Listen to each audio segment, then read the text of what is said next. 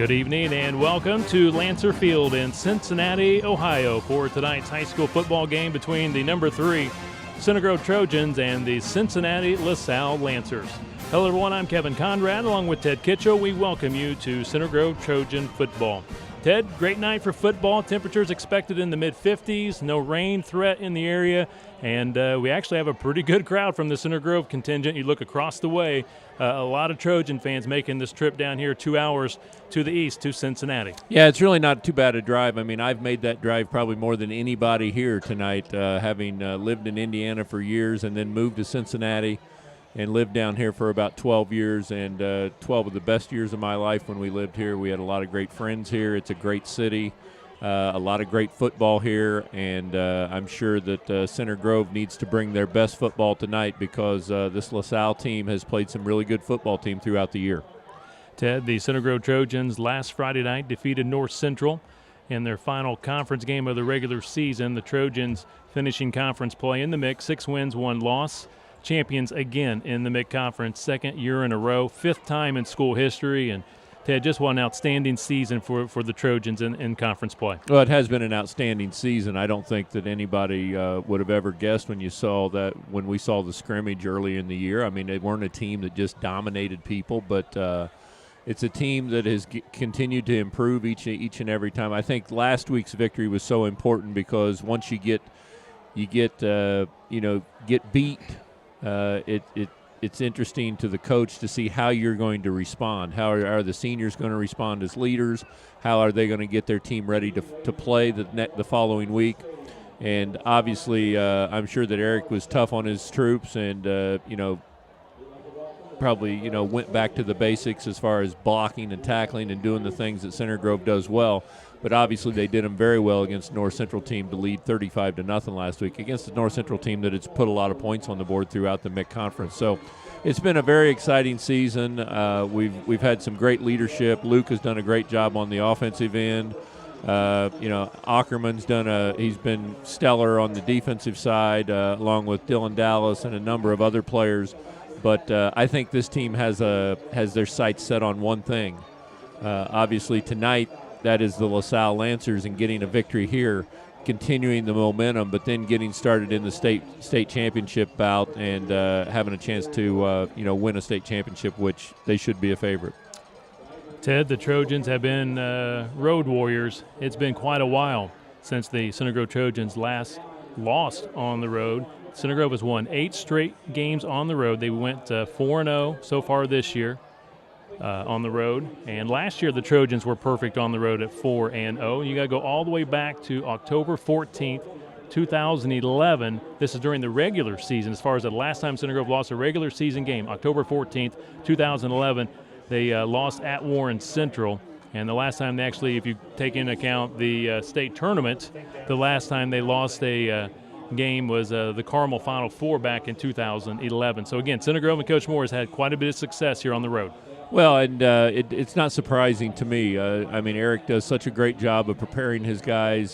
He works on all the mental parts of the game. Obviously, throughout the summer they work on the physical parts and they hit and they do the stuff they need to do throughout the week. But the mental preparation is what he does such a great job at the high school level. He does more of the college type of prep and mentally preparing you to go and play the game, and not feeling like you're giving anything away when you go to Warren Central. Playing with a chip on your shoulder, and that's the way this team has played all year. I mean, you go back to obviously they've won at Warren Central, they've won at Carmel, they've won at Ben Davis, they've won all these different places over the last couple of years. So they can pretty much go any place and play football, and that has to be a big boost as they get ready to play for a state championship here in a couple weeks.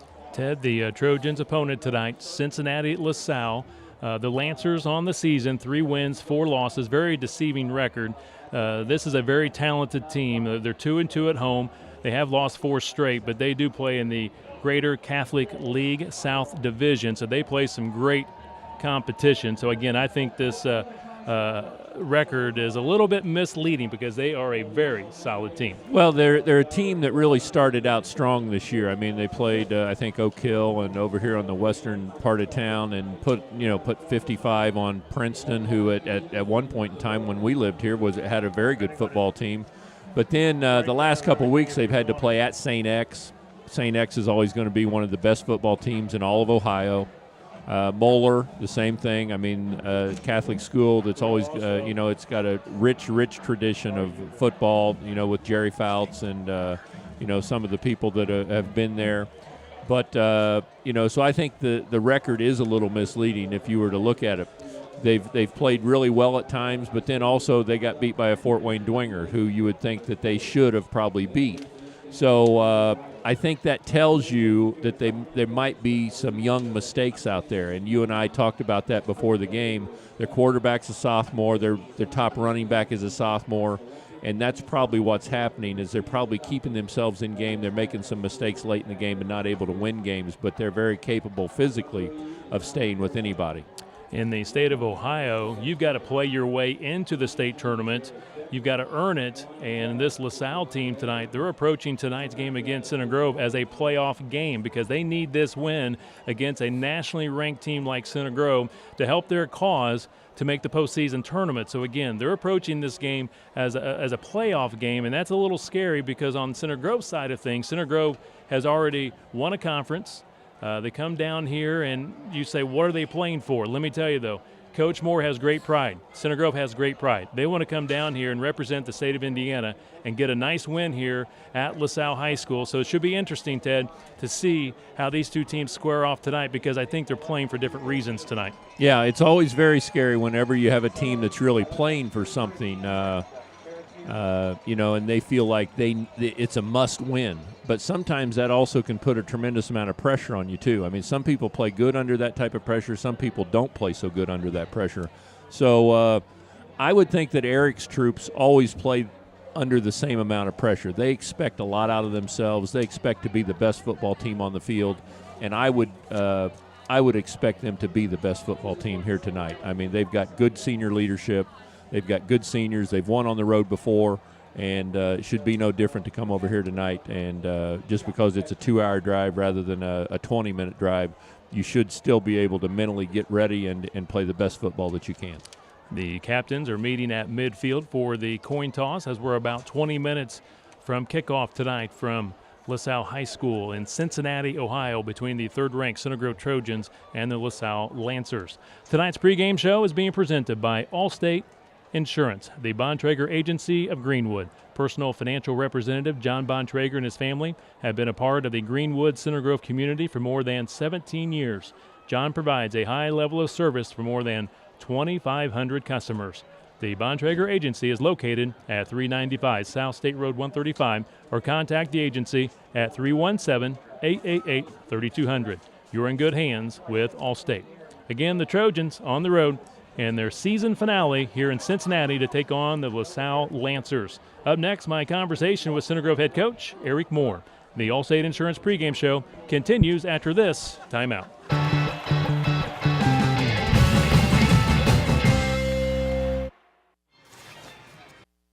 Ray Skim's got your truck, man. Big and little trucks, man. Integrated locations, man. Skim's got your truck, man. He's got SUVs, crossovers, long bed, short bed, flatbed, dump cab, crew cab, a cab, half-ton, three-quarter ton, one-ton, high cube van, cargo van, diesel engine, gas in stock, or custom in the color you want, man.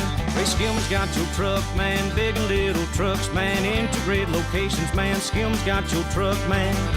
Ray Skillman's got your truck, man.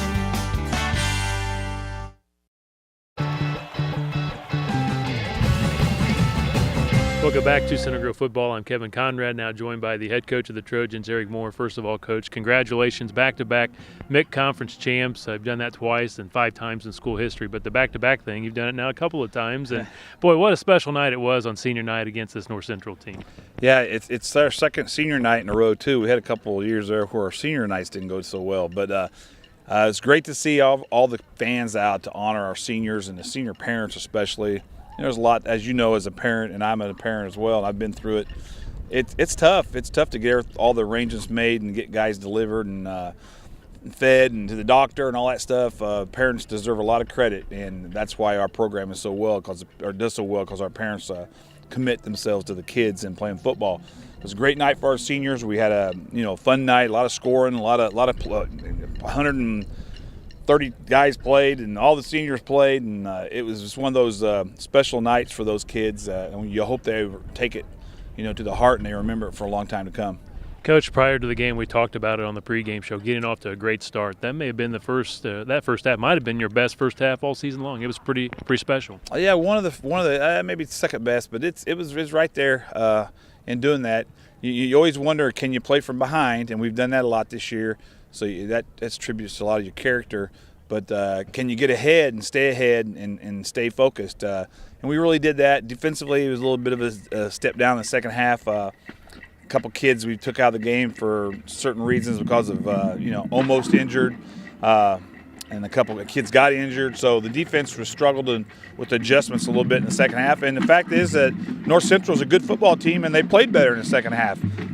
Their defense, though, still had no answer for us. We couldn't do what we wanted to do. We pretty much shut the dogs down halfway through the third quarter, and our young guys still moved the ball. So, give credit where it's due there, and we're hoping to bounce back and even have a bigger week.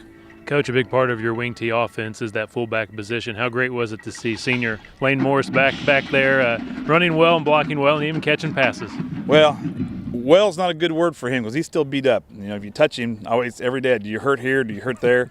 We've got it down to maybe the left earlobe and the left pinky is about the only thing that's healthy. But he's a senior warrior, man. He comes in every week and rehabs and gets out to practice about 10 minutes late and stays about an hour afterwards. He's so beat up on Saturday mornings he can't even swim. So we're just a lot of, but that's his senior year, and none of the things are life-threatening, and he's dealing with them. And, he wants to play. He wants to be a part of a great year, and it has been for him. And he's a MIC champion now as a senior 2 years in a row. So a lot of pride there. Getting Max Norris back is going to be a big help this week, as was a little bit last week. We're starting to get our stable of running backs back, and when we do that, we're able to practice. And when we can practice that position, our whole offense runs so much better. Coach, let's talk about this week's opponent, Cincinnati LaSalle. I know there's a lot of Trojan fans out there wondering, what's this team all about? Well, they're from the GLC, that greater Catholic League there in Cincinnati, and they play great football. It's very comparable to the MIC Conference. We think they're somewhere between a Ben Davis and a Pike. One of those type of situations. Of course, they all play San X. San X has played three of the teams over here. It's sort of a neat rivalry, but I don't know if it's healthy for us two conferences to play each other on down weeks. We can schedule University of Cincinnati and Indiana in there maybe too to make it a little better. But, they're very athletic. They're very big. Their receivers are 6'5", 6'4", and 6 foot tall, and they're all college-bound kids. The big receivers are going to Alabama, I think. Quarterback is very thrifty and technical, throws the ball really well, but better than that, he runs, and that's the scary thing about him taking off with it. Their defense is not the biggest defense that we've seen. They have great speed, a lot like us. Bigger than us on defense, but not as big as the teams that we've been used to facing. So it's going to be interesting. We got to move the ball and have ball control and not make these stupid penalties, and the turnover monsters got to stay off our back as well. Coach, the IHSA released the state tournament pairings. Obviously, tonight's game very important against LaSalle, but maybe just a little bit of a preview for us the following week, next week, back here home at Center Grove to take on New Albany in the sectional semifinals. Well, like I promised the radio people from Cincinnati, we weren't going to come over as a lame duck. We're going to come over to Cincinnati and try to win a football game tonight and do our best to win. We want to win. We're representing the state of Indiana. We're representing our conference. We're representing our high school.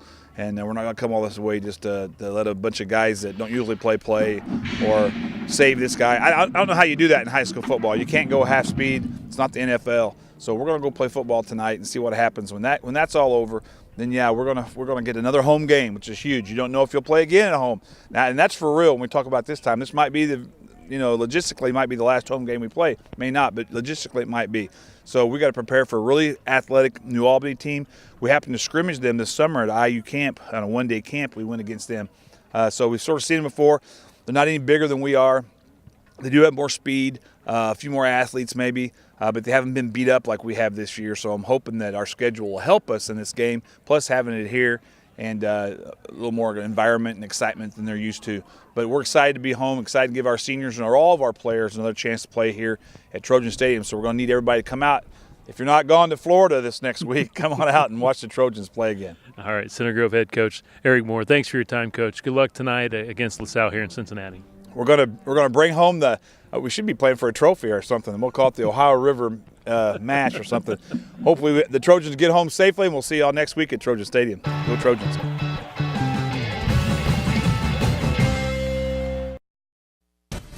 For just 2% of a typical school's budget, high school sports give us plenty of energy and excitement. For just 2%, they also give us young people whose leadership and commitment to excellence will pay big dividends in our community for years to come. 2%, that's one investment we can all feel good about. High school sports, pure spirit, pure sport, pure launching pad for life. Our most successful tent sale ever has ended. At Ray Skillman, we've traded for a great selection of low-mileage, one-owner cars, trucks, and SUVs, domestics and imports. Go south and save thousands. Don't miss this opportunity to take advantage of these one-owner tent sale trade-ins. Only at Ray Skillman Buick GMC Truck and Southside Imports, just 1/2 mile north of the Greenwood Park Mall on US 31 South. Hurry, the sale is on, and they won't last long. And Ray Skillman has over 1,200 other certified used cars to choose from. Appetizers, gentlemen. I'll start with the steak tartare. And you, sir? I'll have the same. But hold the tartar sauce. The tartare sauce? Really? I don't like it. The more you save on insurance, the more you'll have for football. Drivers who switch their home and auto to Allstate saved an average of $503 a year. Are you in good hands? Ooh, creamy brulee. Ray Skillman's got your truck, man. Big and little trucks, man. Integrated locations, man. Skillman's got your truck, man. He's got SUVs, crossovers, long bed, short bed, flat bed, dump cab, crew cab, cinder cab, half ton, 3/4 ton, 1 ton, high cube van, cargo van, diesel engine, gas in stock, or custom in the color you want, man. Ray Skillman's got your truck, man. Big and little trucks, man. Integrated locations, man. Skillman's got your truck, man. Ray Skillman's got your truck, man.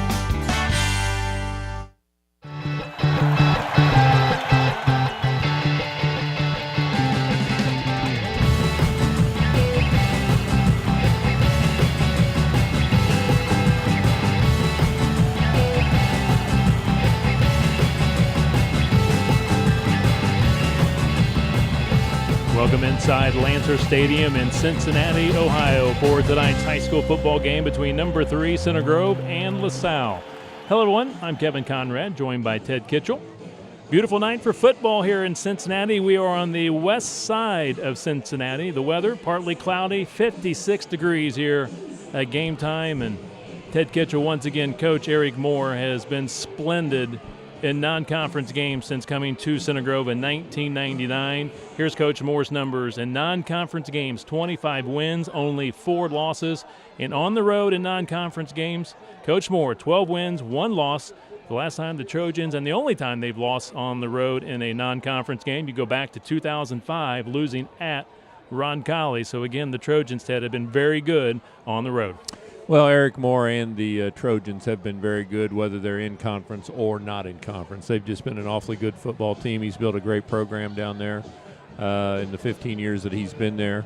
And I would say that things, continue looking up. I mean, you look at the freshman team and the JV. They've had outstanding seasons, and I know there are a lot of kids looking forward to playing on Friday nights on those type of teams, all the way down into the kids, the junior high kids, and even down into the small kids. They start running that wing tee, and he's working more and more things into the wing tee. He's spreading it out a little bit, makes it more difficult to play against. I think it'll be interesting to see how the Lancers play against the wing tee. We're used to playing against MIC teams that are used to either running the wing tee or playing against it at all times. We'll see how because if you're not used to it, it takes some getting used to, and you have to be very good at closing down certain gaps. So it'll be interesting to see how they play here tonight. But Eric Moore, overall, he's just done an outstanding job. He's he's really got the kids excited.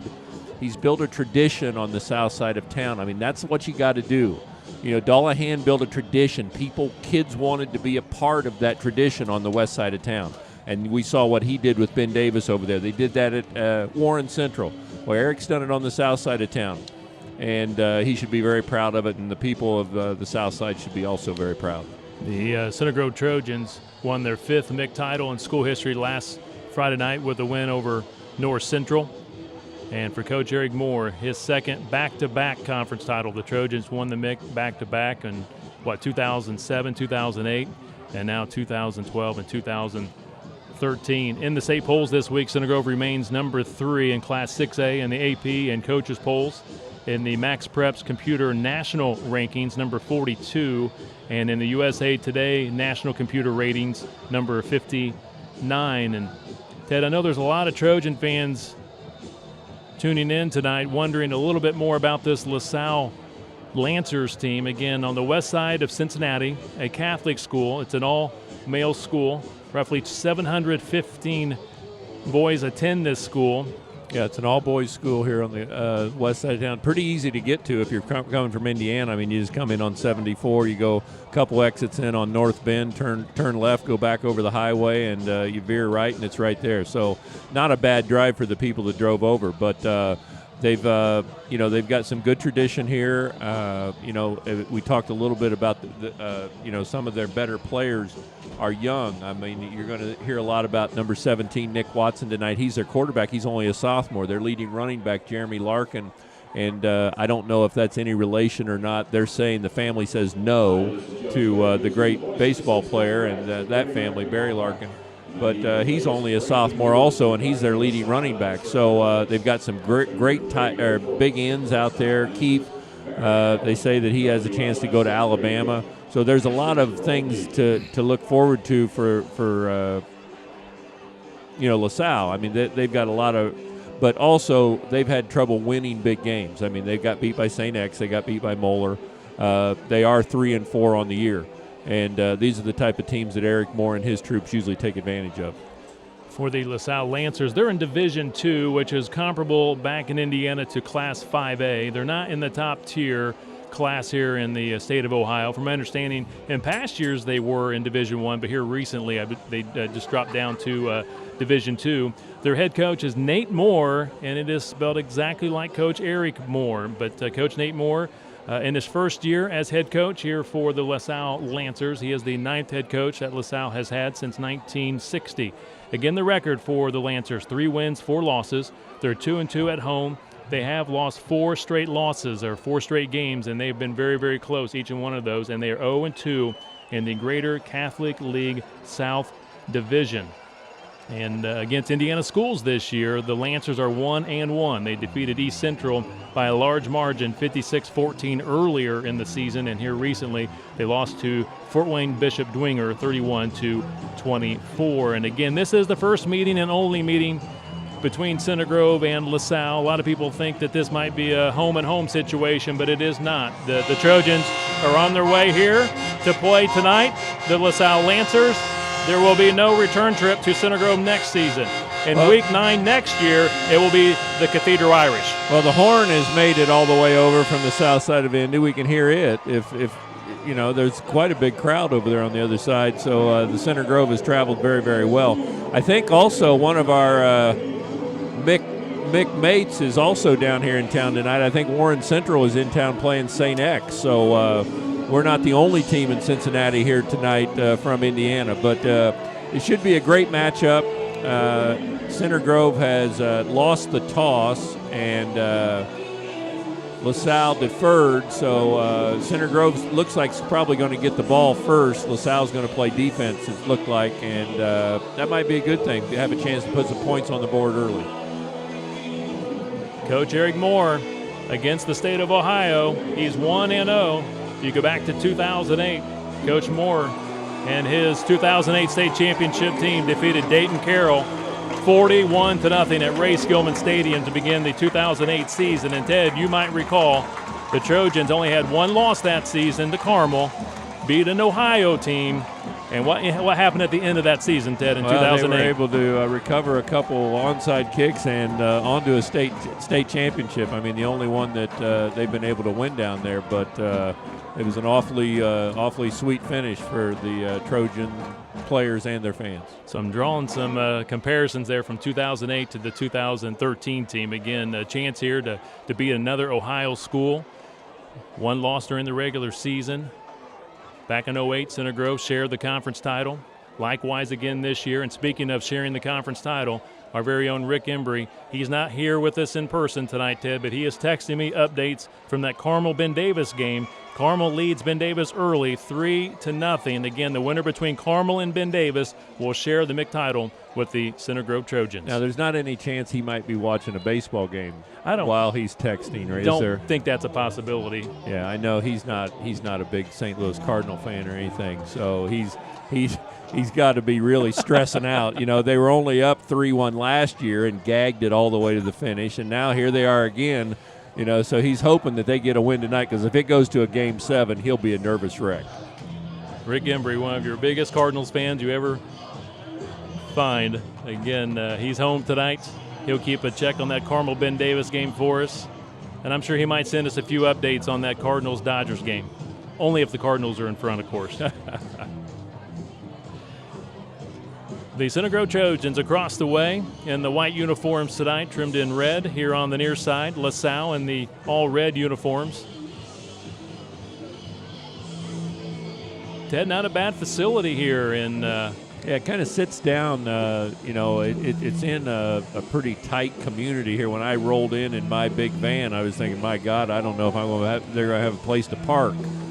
But they actually get everybody in here pretty good. You walk kind of back behind the school, and you walk down into a bowl, and it's a real nice field. It's obviously the field turf that we're used to playing on, so that's not a change. I didn't know if they would have field turf, but they do, so I think that's important. But shouldn't be a big difference. I mean, other than you're traveling a little bit farther, it's just mentally getting yourself prepared. I thought as Center Grove warmed up tonight, they looked a little lax, a little like they weren't real sharp. So we'll see if Eric Moore felt the same, and if he kind of got it, you know, gave them a little pregame speech and got them fired up. And if they could put 7 points on the board early, that would sure be the moving in the right direction. one concern for Center Grove. They are on fall break this week and next week, so the Trojan players a little bit of a different week, out of school, different time schedule and so forth. They continue to lift weights in the morning and practice their normal practice time. So let's see how the Trojans play here tonight in Cincinnati, LaSalle. Again, the Trojans will return to begin tonight's contest. Jason Rumpke, a 6'2", 175-pound senior, preparing to kick off tonight's matchup between the Trojans and the Lancers. We see the Rocket, Max Norris, back deep for the Center Grove Trojans in the direction of Ryan Pendergraft, just inside the 15 at the 14. He returns it to the 20 and taken down across the 20-yard line. Yeah, a little bit of a pooch kick, very similar to what Center Grove does a lot of times. They didn't really kick it at the end zone. They kind of kicked it at the out-of-bounds line and about the 25-yard line over there to the corner, and Pendergraft was able to field it, and they got good starting position around the 25. Quarter number one being presented by Center Grove Spitshine. Luke Calvert, your senior quarterback. He's been brilliant here in 2013, putting up great numbers. Calvert goes under center. End around run, Logan Hudson trying to get outside. Gets a few across the 25-yard line. Good run on first down for Logan Hudson. Starting tonight for the Center Grove Trojans, Jared Hobson, Logan Battle, Jacob Vance, Jacob Shoup, and Alex Woods on that O-line. Cameron Tidd, your tight end. Logan Hudson, Titus McCoy, and Calvin Daggett in the backfield. Justin Bettito, the split end. Luke Calvert, your quarterback. 4 yards for Hudson on that first carry. Lane Morris, senior fullback, played extremely well last week coming back from injury. You heard Coach Moore talk about it in the pregame show. He is still playing hurt. He's a senior and he's a gamer, and he picks up a yard. Yeah, even though in the wing T you're used to seeing Center Grove run out and around, and you think about all the speed they had when they won the state championship and this and that. The most important back probably in their running back field is always their fullback. I mean, they've got to be able to count on that guy to get them yards, and Lane Morris getting him healthy is very, very important to their chances in the state. Calvert in shotgun formation, looking right, passes, and it is incomplete, looking for Devin Hensley, the junior split in, and the Trojans will be forced to punt. Yeah, not exactly the way you want to start. I mean, it's not necessarily that you have to walk it down and get 7 points, but you'd like to see the chains move a couple times and not give up field position. Here we're going to have to punt the football. They're going to catch it on about their own 40. They're probably going to have pretty good field position to start things out here. Matt O'Brien averaging 34 yards a punt this season, just inside his 20-yard line. Flag down on both sides of the line of scrimmage. High but very short punt. Kick. Goes out of bounds around midfield, but we do have 2 flags down. I mean, it not only went out of bounds, it went in the stands. He kicked it up into the stands. It kind of shanked that one. So we'll see. Penalty against the Center Grove Trojans. It will be declined by LaSalle, and they're still marching off where the football should be placed. I mean, it looks like it's going to be at about inside the 40. 39-yard line? Yeah, it looks like about a 10-yard punt. 12 yards maybe. So 12 yards on the punt, giving LaSalle great field position. Again, their starting quarterback, he's only a sophomore, Nick Watson, 6 foot, 162 pounds, 16 touchdown passes. He has thrown 8 interceptions. Very impressive young man. Shotgun formation. LaSalle will go with the spread offense. Now they look to the sideline for the play. 10:25 to play, opening quarter. No score between LaSalle and Center Grove.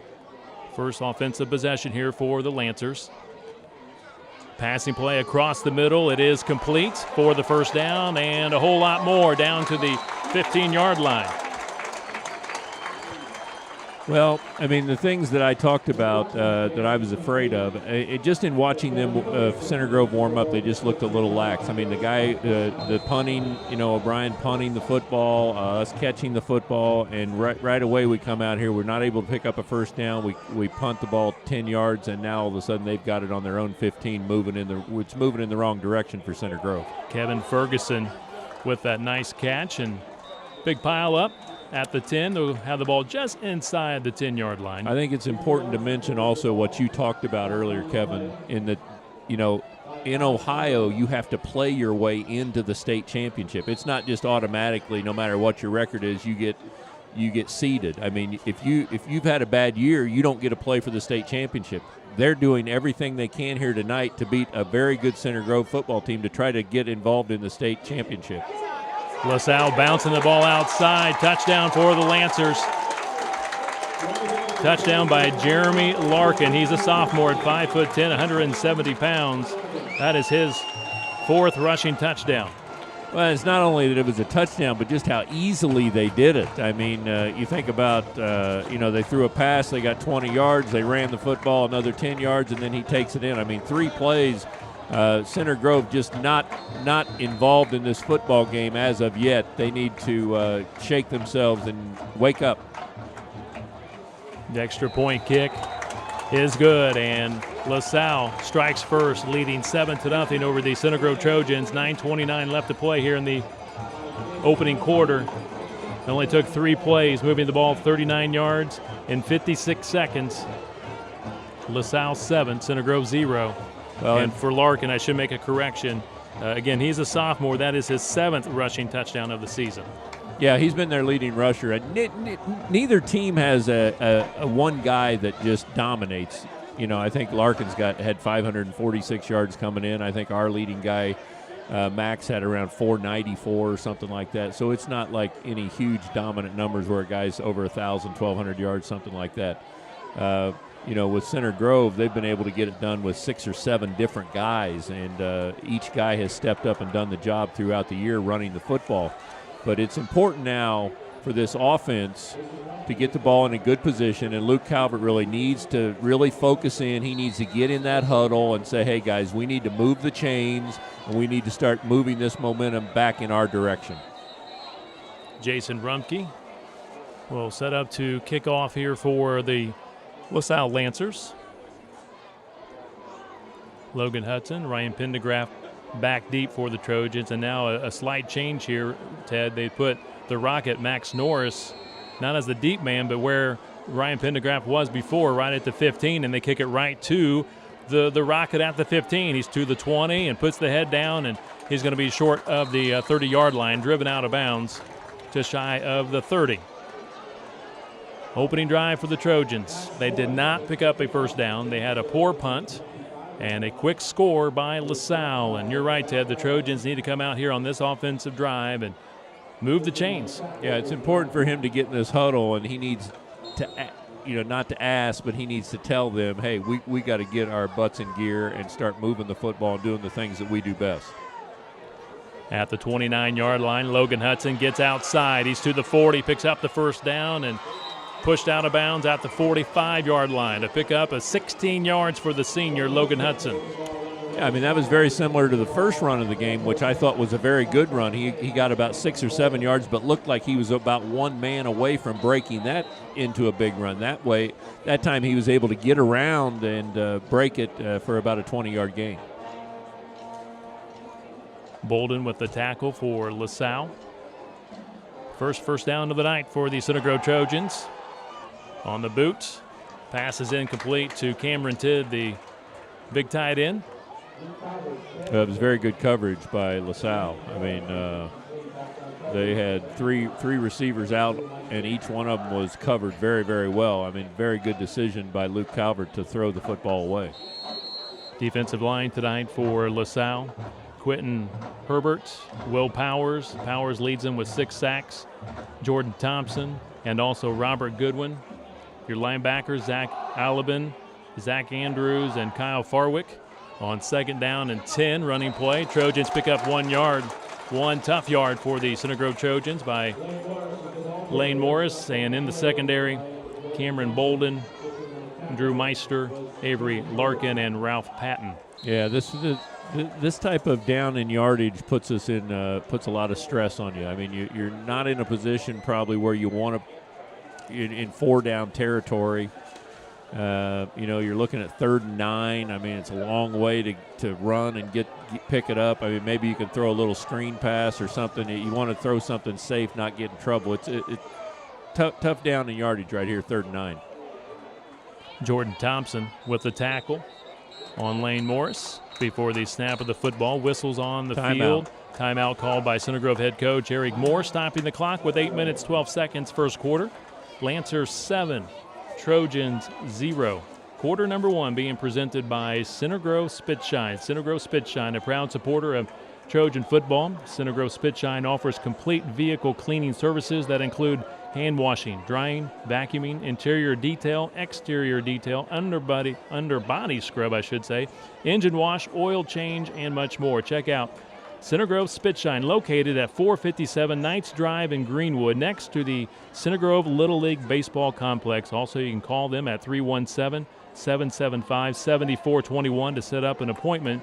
Center Grove Spitshine, taking care of your entire vehicle cleaning needs. So far on the 2 passes Center Grove has attempted, there's just not been any openings. LaSalle has been very, very good in pass coverage, so it'll be interesting to see what Center Grove decides to do right here. Coach Moore said this LaSalle team, a little bit of a cross between Ben Davis and Pike. Not real big on defense. Calvert to pass, stands tall in the pocket, and it's incomplete, looking for Devin Hensley. Hensley looking at the official for a possible interference call. No flag, and it's 4th and 9, and we'll see the punting unit for the second time tonight. Well, there was no interference. I mean, he ran a down and in route, and they tried to deliver the ball right at the first down marker, but the defense was very, very good. Their pass defense has been very good so far. O'Brien will punt away inside the 35-yard line.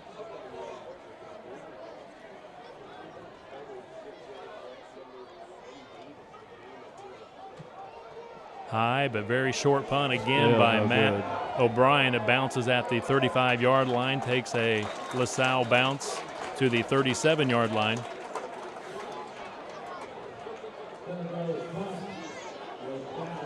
I mean, they're still going to have excellent field position. They're going to start on the 38-yard line. So in both cases, they've had better starting position than Center Grove. Center Grove's defense really needs to step up. I mean, they played 3 plays. The 3 plays they played gave up about 20 yards apiece and a touchdown. So they need to get things moving get that momentum moving in their direction. 18 yards on the punts. Football at the LaSalle 37-yard line with 7:58 to play first quarter. Lancers in front of the Trojans 7-0. Shotgun formation. Watson fires to that far sideline. It's complete right at the first down marker. Nice catch by Kevin Ferguson. Starting tonight offensively for the Lancers. Again, your quarterback is Nick Watson. The running back, Jeremy Larkin. Your split end, Derek Keefe, going to the University of Alabama. Isaiah Fuller, your flanker. Kevin Ferguson, the slot. The tight end is Morgan Wilcox. The offensive line will get it in just a second. Next play is a run, and it's going to be close to a first down. Dimitri Wilson all over the back, but I think his forward progress will get him the first down. That is Morgan Wilcox, and in the backfield, or on that O-line, I should say, for LaSalle, Nathan Mooch, Vince Abney, Braden Herring, Joe Kimmy, and Luke Durger. Ted, not quite enough for the first down, so I guess great play by Wilson. They're going to give it a measure, I guess. Yeah, it's close. It's very, very close. I was looking at the far marker, and I thought they got it, but a good spot should get him a first down, maybe just an inch short.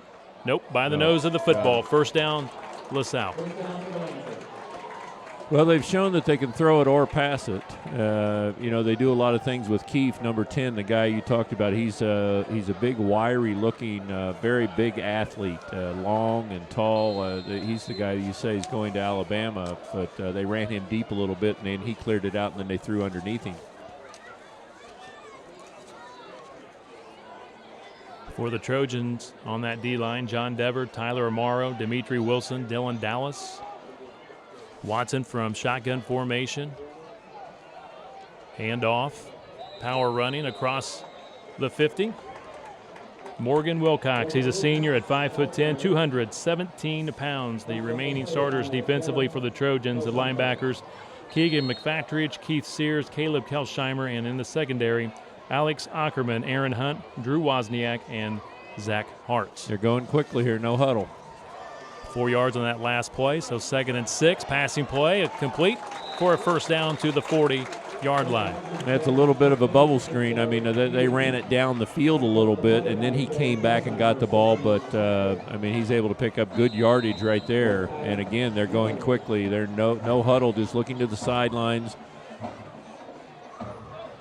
That's Derek Keefe, senior at 6'6", 198 pounds, going to Alabama. He's a good one. New set of downs here for the Lancers. Center Grove doing a great job with the run defense. Taking down Ron Brock, a senior at 5'11", 200 pounds. It's a real similar type of offense to what we would see Carmel run, where they do a lot of the quarterback in the shotgun, and they do a lot of the fake option, the read option with the quarterback, and that's what LaSalle has done a lot here to start tonight. Loss of 1 yard, 2nd and 11. Watson completes the pass to the Trojan 35-yard line.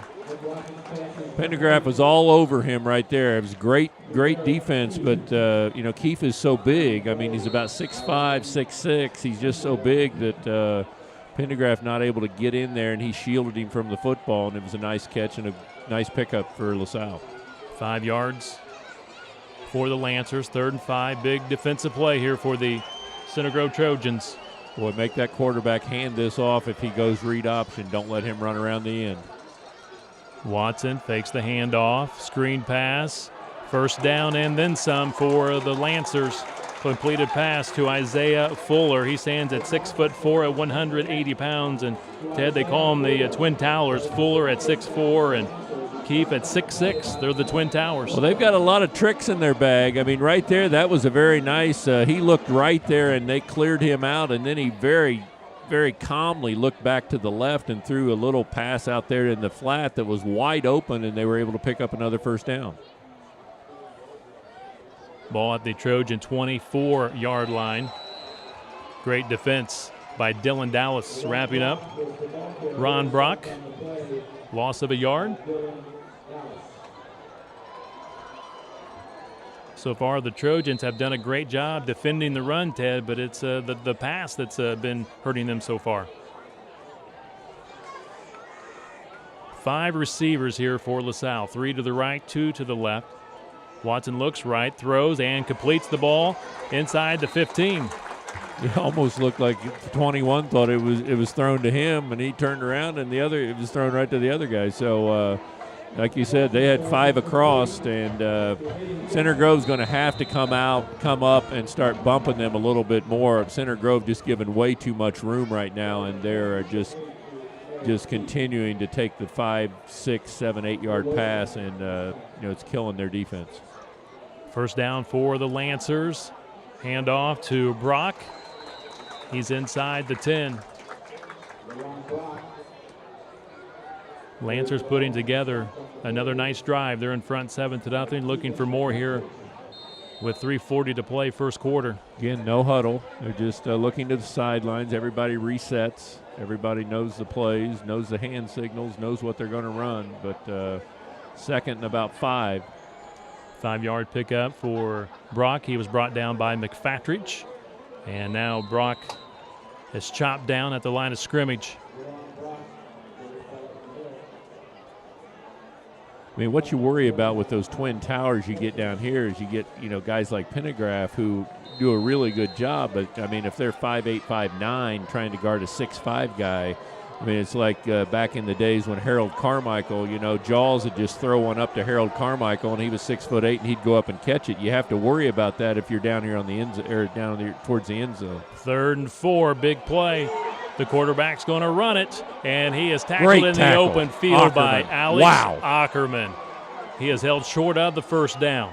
Wow, what a great play right there. I mean, that saved him. I mean, if he gets away from him, he scores. He gets 7 points. Ackerman, great individual play in the open field. Field goal unit on the field for LaSalle. They'll drop the block at the 15-yard line. This will be a 25-yard attempt for the LaSalle Lancers. Rumpke will attempt it, and now we've got a flag against LaSalle.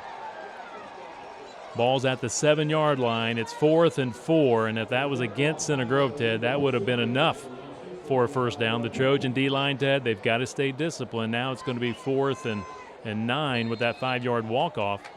Again, the penalty going against the Lancers. Rumpke. He's 2 of 4 this year on field goals, as long as 36. This will be from 30 yards, and now some more movement on the line. Another false start against LaSalle. So now it's gone from a 30-yard attempt. I guess it went from, 25 to 30, now 35. And again, Rumpke's long this year is 36. He has hit 2 out of 4 on field goals. He's a senior. High snap, the holder got it down. The kick on the way, just enough. It is good.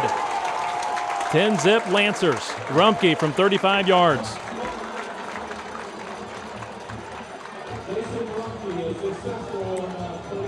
Well, LaSalle has come out here and has been very, very impressive in their 2 offensive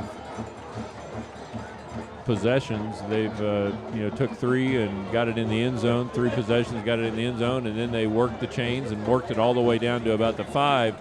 Nice job by Center Grove's defense stepping up and saving a touchdown right there. Rather than giving away 7, they only gave away 3. But somebody needs to kind of wake this team up, both defensively and offensively. I mean, we got to get out here offensively. We got to start moving the chains and doing the things that Center Grove does best. they're not a team that you don't want to get down 20-0 on the road here in Cincinnati and then try to come back. The Carmel Greyhounds all over the Ben Davis Giants tonight, 24-0. 9:47 left to play in the second quarter, so it appears Carmel is on its way to share the MIC title with the Center Grove Trojans. Rumpke's kick to the end zone, automatic touchback. 1 minute, 50 seconds to play. Opening quarter, all Lancers so far leading 10-0. Again, for LaSalle, they're playing for a chance to make it to the playoffs. Again, in Ohio, you don't automatically make it to postseason play. You've got to earn your way to postseason play, and the head coach, Nate Moore, for LaSalle is approaching tonight's game against Center Grove as a playoff game. And right now, they have played spectacular football here in the opening quarter against the Trojans.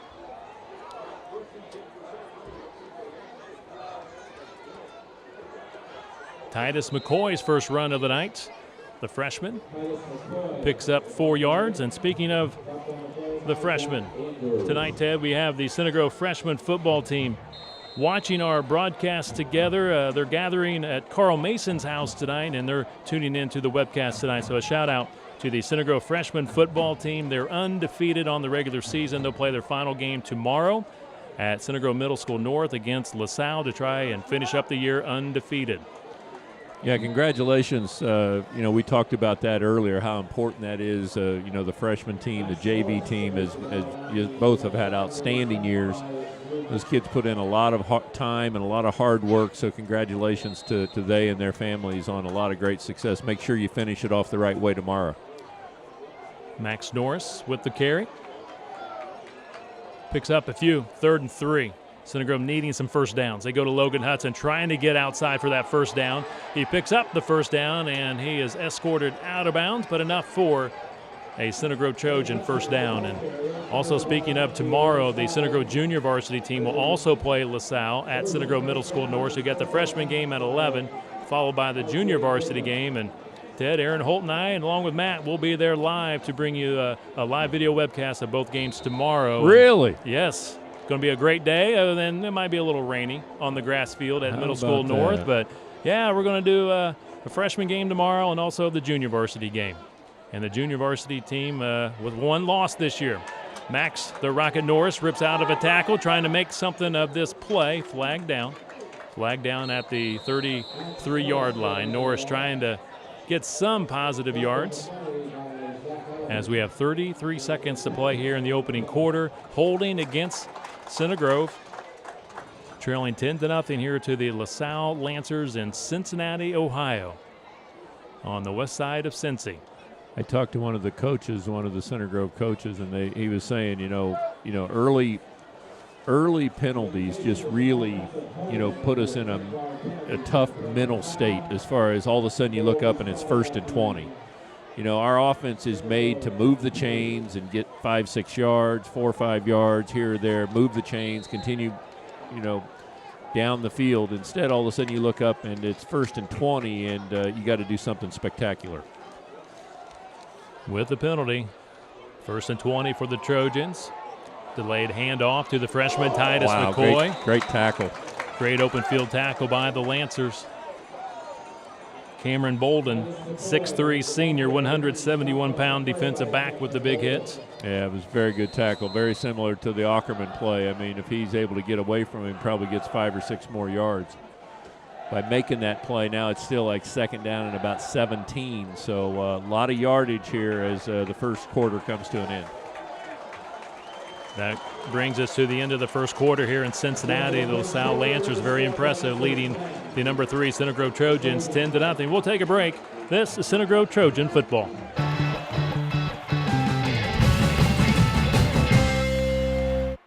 Ray Skim's got your truck, man. Big and little trucks, man. Integrated locations, man. Skim's got your truck, man. He's got SUVs, crossovers, long bed, short bed, flat bed, dump cab, crew cab, center cab, half ton, 3/4 ton, 1 ton, high cube van, cargo van, diesel engine, gas in stock. For custom in the color you want, man. Ray Skim's got your truck, man. Big and little trucks, man. Integrated locations, man. Skim's got your truck, man. Ray Skillman's got your truck, man.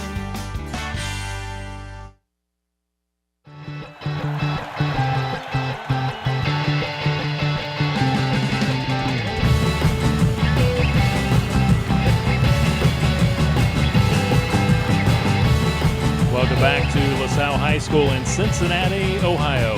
After one quarter, LaSalle leading the Center Grove Trojans 10-0. Quarter number 2 being presented by Global Financial Solutions.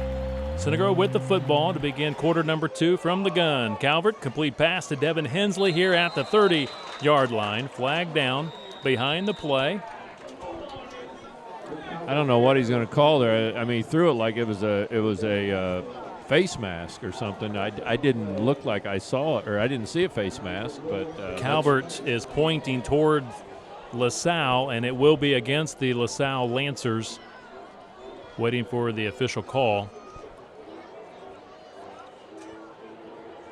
Hensley got 2 yards on the reception, and now they're going to place the football at the it's a 5-yarder. 35-yard line. It's a face mask. 5-yard variety. Yeah. Incidental face mask, 5-yard variety. So that means he just kind of drug his fingers across, let go right away. So it's still second down. Still second down and about 8. Ted, surprise Carmel, 24-zip over Ben Davis. You know, I'll comment on that in a second. Calvert quickly to the line of scrimmage, hand off to the Rocket, and they wrap him up and they drop him at the 29-yard line. Shooting across, number 47, R.J. Goodwin. He's a senior defensive lineman. Yeah, he just shot the gap right there. That doesn't surprise me a lot. Carmel seems to be the team that has Ben Davis's number. You know, Ben Davis is always a team that's very difficult for us to play, but Carmel seems to play them. You know, now when Carmel plays Warren, it seems like Warren is a team that plays very well against Carmel. But Carmel seems to always play well against Ben Davis, and so I guess I could say that I'm not that surprised that Carmel's defeating them. Loss of 6 yards, third down. Pass is batted down. Better bring up fourth down. Great defensive play by Zach Andrews, a senior linebacker. He bats that one down. Center Grove just having difficulty getting on track tonight offensively. Well, LaSalle just, they don't seem to do anything great, but they do everything very, very good. They don't seem to get in a big hurry. They just stay in their lanes. They do what they're supposed to do. They take the things that you want to do away from you. And so far they've been very impressive in this first quarter and minute into the second. O'Brien inside his 20 for his third punt of the night.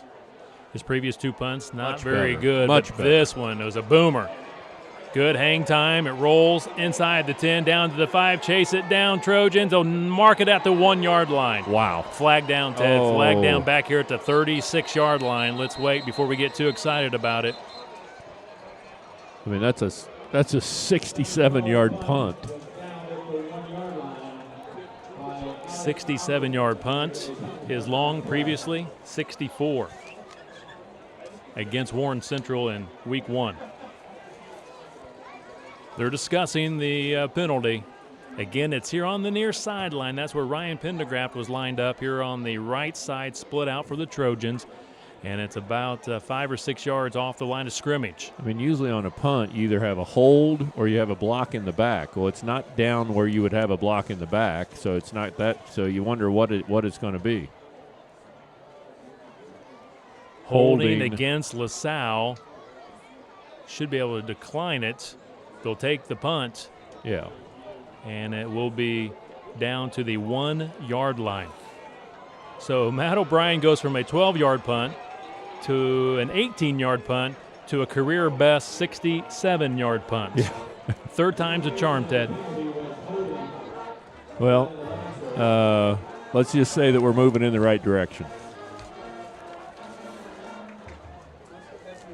Actually, looking at the official stats online, they're going to give him credit for a 70-yard punt. So they're getting him 70 yards on that punt. Wow. I thought the line of scrimmage was 33 or 32, something like that. But, again, I've never understood why wherever you place kick from, they give you a 40-yarder if you're kicking from the 30. But punting, they always take it from the line of scrimmage. I mean, why? I mean, the guy's 15 yards back. He ought to get the full amount. So, all right. Well, here's a big chance for Center Grove to take some of the momentum away from LaSalle right here. I mean, they've got 99 yards to go. Now, you don't want to fall asleep out there. You want to keep this momentum. You want to, stay in your lanes, stay disciplined, do the things that you need to do because all of a sudden somebody breaks something and there's nobody behind you, somebody can run a long way. So very important to stay disciplined down here on defense and don't think you just got to run in there and knock them down for a safety.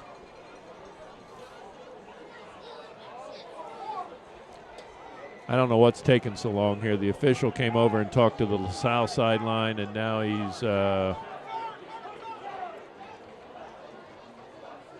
he's going back. He's all the way over talking to Eric Moore. I don't know exactly what's going on here, but it looks like the LaSalle kicking team might be coming back on the field. I don't know. Again, there was a holding call here on the edge on Ryan Pendergraft on the punt. Again, it's a 70-yard punt by Matt O'Brien. I would believe the Trojans can decline it, take the punt, and leave the ball at the 1-yard line. Let's play some football. Coach Moore's still out there having a discussion with the head official. Ted, I hate to say it, but it's not easy going on the road anywhere, but especially when you go across state lines. Again, you go from Indiana to Ohio, and you just don't know what you're going to run into. Interpretations of certain things could be different from one state to another. Coach Moore's still upset, and he remains on the field. The official is walking down to midfield, and are we going to repunt this? They're going to take Matt O'Brien's 70-yard punt away. I believe they're going to make Center Grove repunt this. Well, they must have made the wrong. I mean, they're saying it's holding against Center Grove now. Oh, they pointed the wrong direction? Now they're saying it's holding against Center Grove. How can you hold when you're actually running? When somebody's trying to block you, when you're trying to get down. I mean, Pendergraft is who they called. There's no way that it could be a hold. So now you're going to nullify a career best 70-yard punt by Matt O'Brien. They're going to say holding here on the edge against the Center Grove Trojans. One would think that's Ryan Pendergraft, number 34, because he was the one split out here to the right side, and that's where the flag was thrown. And well, let's assume that maybe he threw the flag, but he saw somebody, that was tight to the line that was holding. Blocking on the line. Anyway, whatever comes of this, I mean, Center Grove's got to repunt the football. Well, Ryan, see, look at Ryan Pendergraft. See, he's having a discussion with the official, so it's on Ryan. He's trying to explain himself to the official here on the near side. So they threw that on number 34, Pendergraft. Again, he's the guy that splits out here to the right side. So take away a 70-yard punt. The most important thing here is you need to put this behind you. You need to hit a good punt. You need to get out there, and you need to use this as motivation to start playing better. Okay? You've gotten a really poor call. They've taken it away from you. I mean, play with a chip on your shoulder and play a little upset. So it's a 10-yard penalty, and another flag goes down. The ball goes to just inside the 45-yard line. Another flag down.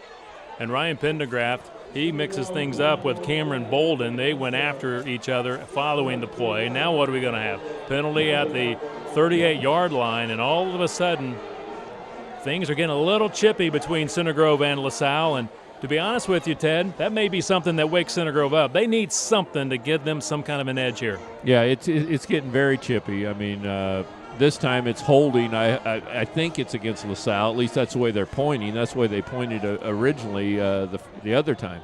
It's against Bolden. Bolden and Pendy were locking up here on the outside.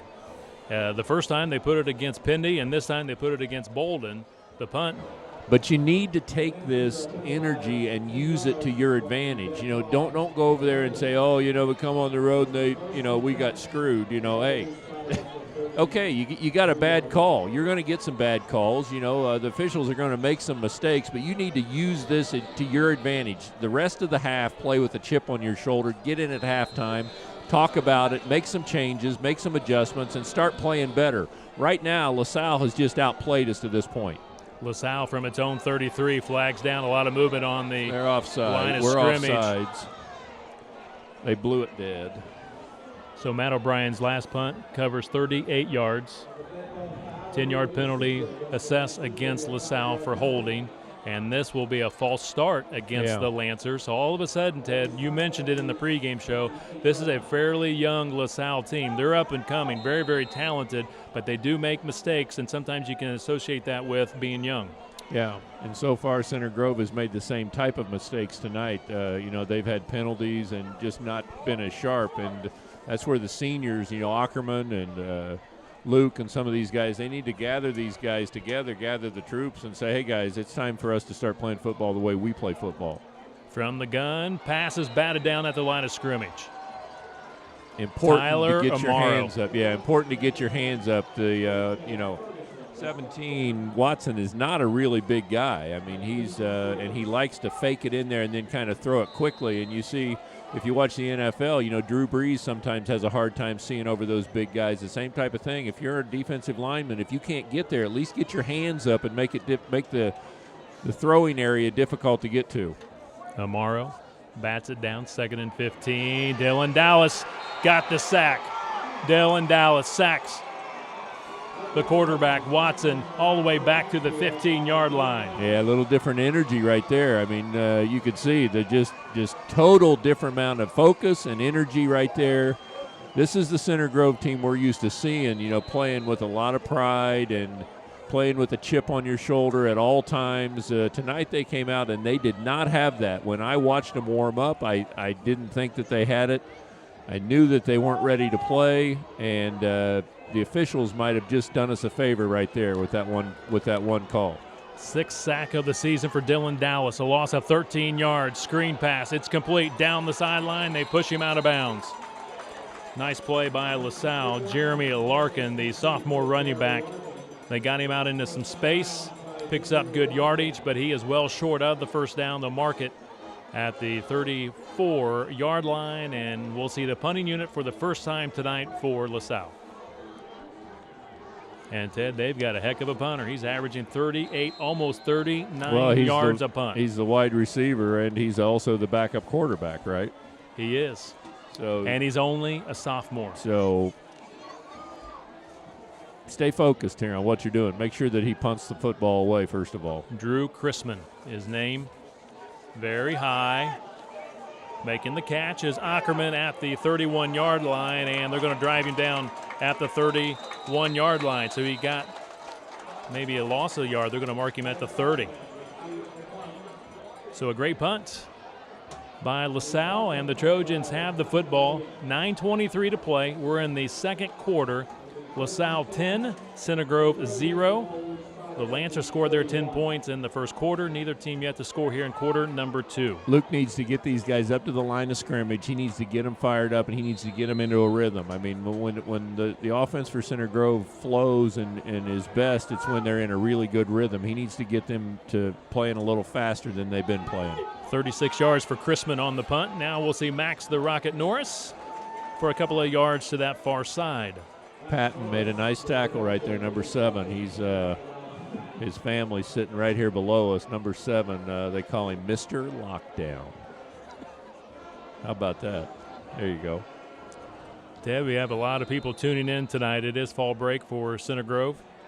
Off this week and next week, our good buddy Bo Barrett and his family watching from Walt Disney World in Florida. So a shout out to the Barrett family tonight. Say hello to Mickey. Calvert's got a man, Logan wide Hudson. open. He's gone. Gonna go, baby. Go, gone. Touchdown, Center Grove. Great Logan throw. Hudson. Great throw by Luke right there. He was able to get it out in front of Hudson. He's able to fight off the defender, catch it in space, and take it the 35 yards after the catch for a touchdown. 66 yards for Logan Hudson. What a pass by Luke Calvert.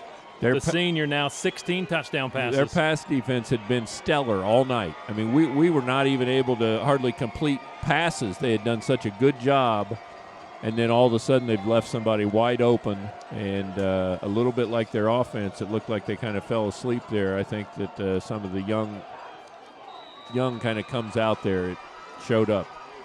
Seth Northern bangs in the extra point kick, makes it now 10-7. The Trojans down by 3 with 8:37 to play here in the first half. And Ted, you played for a great coach in Bob Knight, and I think Coach Eric Moore across the way pulled a Bob Knight in a way, is that he used that penalty to fire up his team. He stayed out on the field for some time. He got the crowd behind him over There's there. no question. He got his players fired up, and all of a sudden, the Trojans are playing with an edge. Yeah, because, I mean, you have to take it and use it to your advantage is what you need to do. I mean, rather than use it as negative energy and pour us and, we can't drive all the way over here and we get a bad call. I can't believe it. Hey, you're going to get some bad calls. You got to use it as a positive for you. Look, hey, if they're going to come over and do this, okay, let's, it's time for us to start playing football the way that Center Grove plays football. And so far, they had not been playing that. The last defensive stand and that offensive stand looked like a much different football team than I saw warming up here tonight and in the first quarter. Ring the bell for that touchdown for the Trojans. That's another $10 from the Center Grove Gridiron Club, donated to the Tyler Jenikin Foundation to aid in the fight against cancer. 8:37 to play, first half. 10-7 Look LaSalle. how short they are. They're way up. Begging them to kick it to them. Snyder drills it inside the 15-yard line. Good return for the Lancers to the 35-yard line.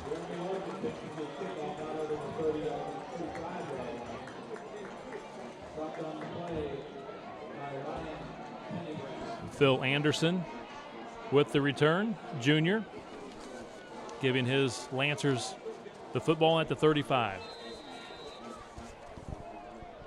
Well, let's see what the defense does this time. Dylan Dallas really made a huge play right there. Just played, made a huge sack in the backfield. We knocked a pass down when they tried to throw the pass. Just a much more alert defense than we were in the first quarter. Watson pitches it to his right. Good run for the Lancers to the 40-yard line. Yeah, if you're the Lancers here, LaSalle, you would like to kind of get things back to where you had them. You were moving the chains. You were, methodically kind of moving the football up and down the field, passing the ball, running the ball, fake handoff here and there. You really had it going in your direction. Now you've got a first down, you've got good yardage on first down, so you're into a second down and 4 positions. So you would like to get that momentum back on your side if you're LaSalle. Jeremy Larkin, sophomore running back, with 6 yards on that carry. Stop made by Keith Sears and Cole Fresher. Pass. Did he hang on or did he drop it? He caught it. He did hang on. He bobbled it as he was being hit from behind, and he is near the first down marker, maybe just short. Yeah, about a yard short. Yeah, yard short. 3rd down and 1. Great hands to hang on. If you could stop them here, it would be big because they would probably have to punt. I mean, they're probably, when they're on the wrong side of the 50, probably not going to go for it. If they get it, it's going to be difficult. Quarterback run. Keith made a 3-yard catch, and the quarterback is dropped for a sniffed loss. That one out. Ackerman, Dylan Dallas, and many others in on the tackle. Did you see how Ackerman went from his safety position and jumped into a position like a corner? He knew exactly. He's done his homework. He knew exactly what play they were running right there. He knew they liked to run that in that 3rd down position. They had about 10 guys in the box right there. There was no chance that they were going to get a yard. Drew Chrisman on his first punt tonight, 36 yards. Again, he's averaging almost 39. He's put 4 inside the 20. He'll punt this from his own 30-yard line. Ackerman will let it bounce, and they'll tap the ball at the 20. He knocked it at the 20, and that's where they're going to mark it down at the 21-yard line. So the Trojans take control with 6:41 to play here in quarter number 2 on the west side of Cincinnati against this LaSalle Lancers team. And Center Grove making a comeback, trailing 10-0 after the first quarter. The Trojans have scored here in quarter number 2 to pull within 3, 10-7. Well, you're always interested to see how your troops are going to play when they're behind, when things aren't going so well. And for Luke to make that big throw, Hudson to make the big catch, really, really helps things.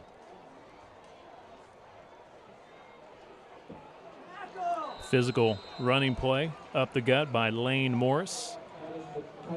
Excuse me, that's going to be Titus McCoy, the freshman Titus McCoy. I was looking at the stat sheet for just a second. 36 yards on that last punt for LaSalle. So McCoy picks up some decent yards on first down, picks up 4. Ted, we don't have Rick here tonight, but you know what? I got this laptop here, Ted. I got live stats. It's like an automated version of Rick Embry. Technology replacing Rick Embry, or is he not replaceable? Well, his wife told me that he was not replaceable, and she was sure of that. And so I'm going to believe what she said. And Rick wanted to let you know the Dodgers-Cardinals are first pitch is at 8:30, so we're about almost 15 minutes roughly from first pitch. That means I can listen to a majority of that on the way home maybe tonight, someplace on my radio. That will keep you awake. The Trojans faced with 3rd and 4, back-to-back runs by McCoy. So 3rd and 4. And Luke Calvert, shotgun formation. Oh, they moved. Calvert wanted the snap, but Vance, the center, did not give him the football, so movement by Center Grove. 5-yard penalty against the Trojans. Well, you had a lot of options at 3rd down and 4. I mean, you could run the football, you could pass the football, you could go back to throw the football and then run the football from the quarterback position. Now you're probably going to have to throw the football. So I would see that you'll probably see 3 or 4 wide right now. Yep. 4 guys wide.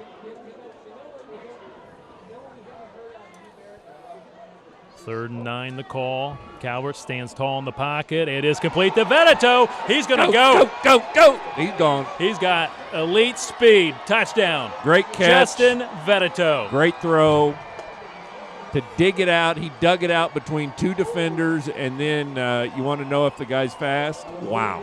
78-yard touchdown pass to Veneto. Picking him up and laying him down right there. I mean, he looked like Stoner out there in the wide open. I mean, he was nobody getting even close to him as he wanders into the end zone.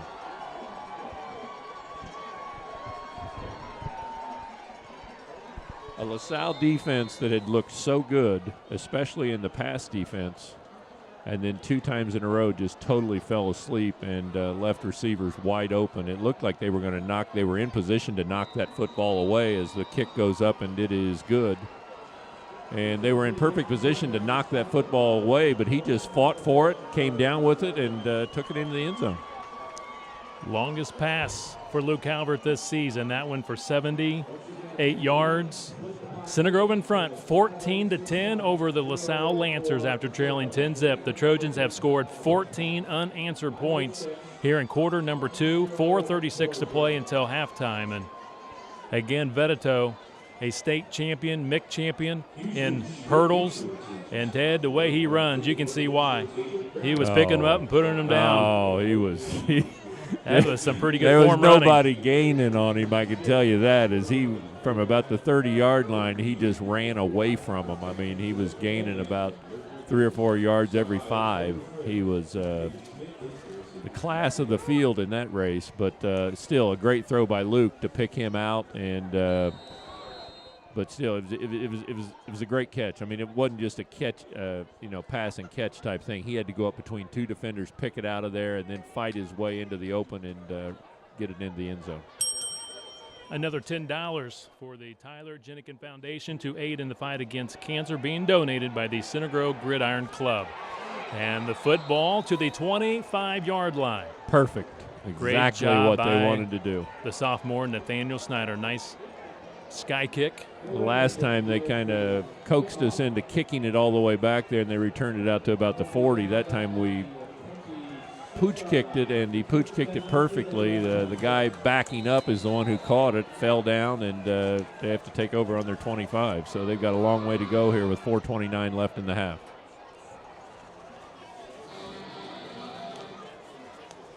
Quarter number 1 goes to LaSalle. So far, quarter number 2 belonging to the Center Grove Trojans. They do the little toss to the right, and it didn't work the first time, and Ted, it doesn't work the second time.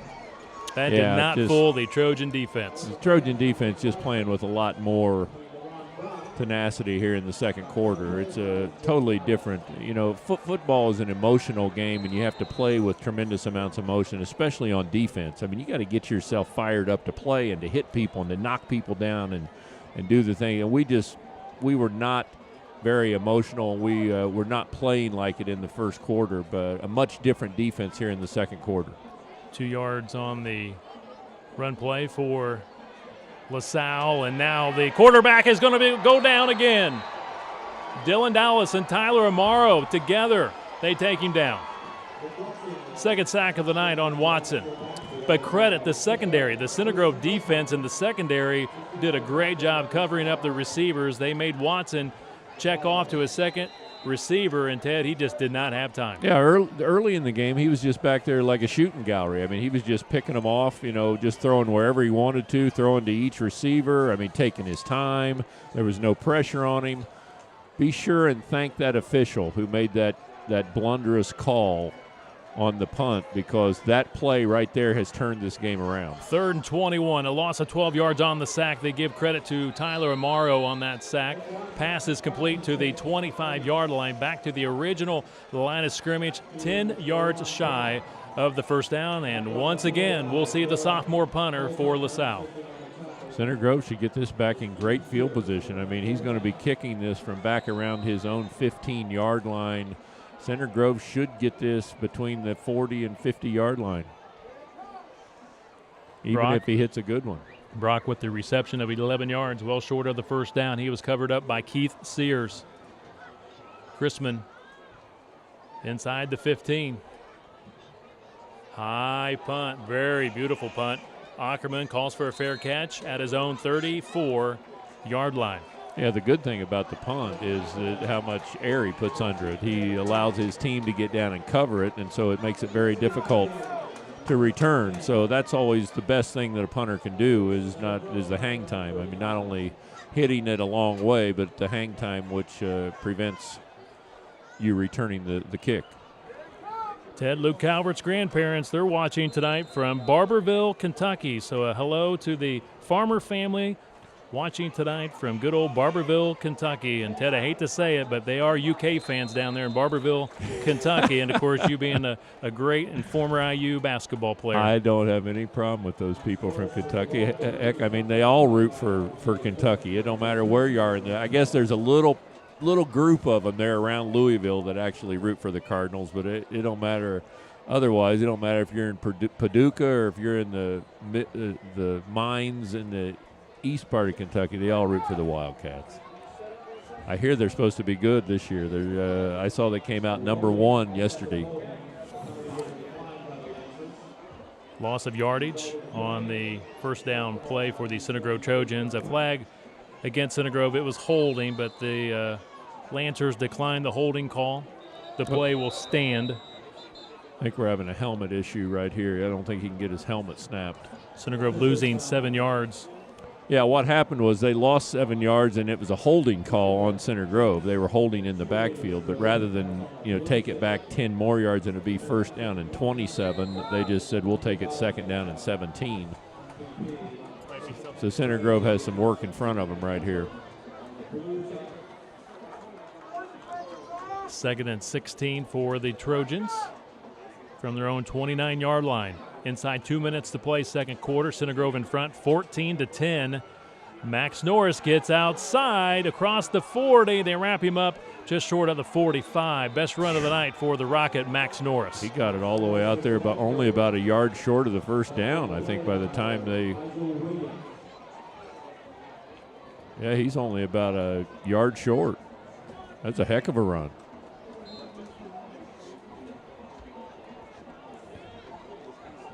LaSalle not near as sharp as they were early, and I don't know if Center Grove is just that much better now that they're focused in or what, but Center Grove is a much better football team here in the second quarter than LaSalle. Lane Morris, first down. North, south, downhill running by your senior fullback, Lane Morris, to the 50-yard line. Keep an eye on the clock. Only a minute 35 and running, so down to a minute 30 now. So you want to make sure, every time you move the chains, the clock stops. Otherwise, you're going to have to start using your timeouts. Well, Ted, they moved the chains, and they did not stop the clock. So maybe on Ohio, they do not stop the clock when they move the chains. Going for it all to Hensley. Incomplete pass. Good effort by Hensley. Good coverage by Kevin Ferguson. He's a junior defensive back. Yeah, it looked like Patton back there, number 7. Yeah. Excuse me. Yeah, yes. it's Patton. Ralph Mr. Patton. Lockdown. Lockdown. Come on.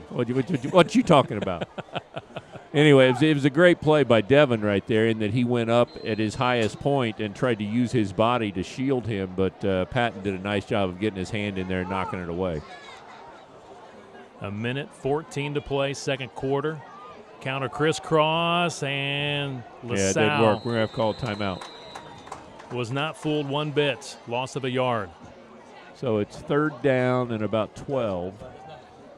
Trojans did not call a timeout. The clock continues to tick with a minute to play here in the opening half. Yeah, he'll use his timeouts if needed once we see what happens on this play. You know, he's still going to have 30 seconds or so left, and he'll decide. If they don't get it, obviously you don't want to use a timeout.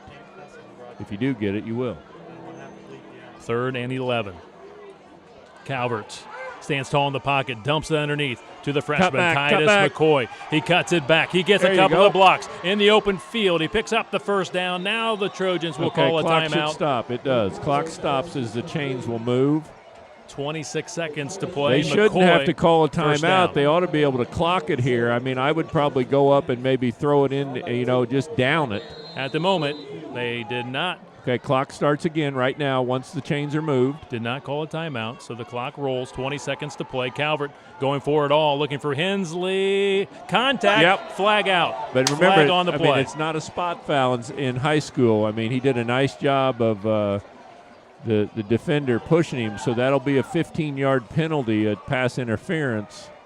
On Ralph Patton moments ago, he made a nice play, but here, but most Mr. importantly, Lockdown gets a penalty. You have to keep watching the clock here. It's down to 16.9.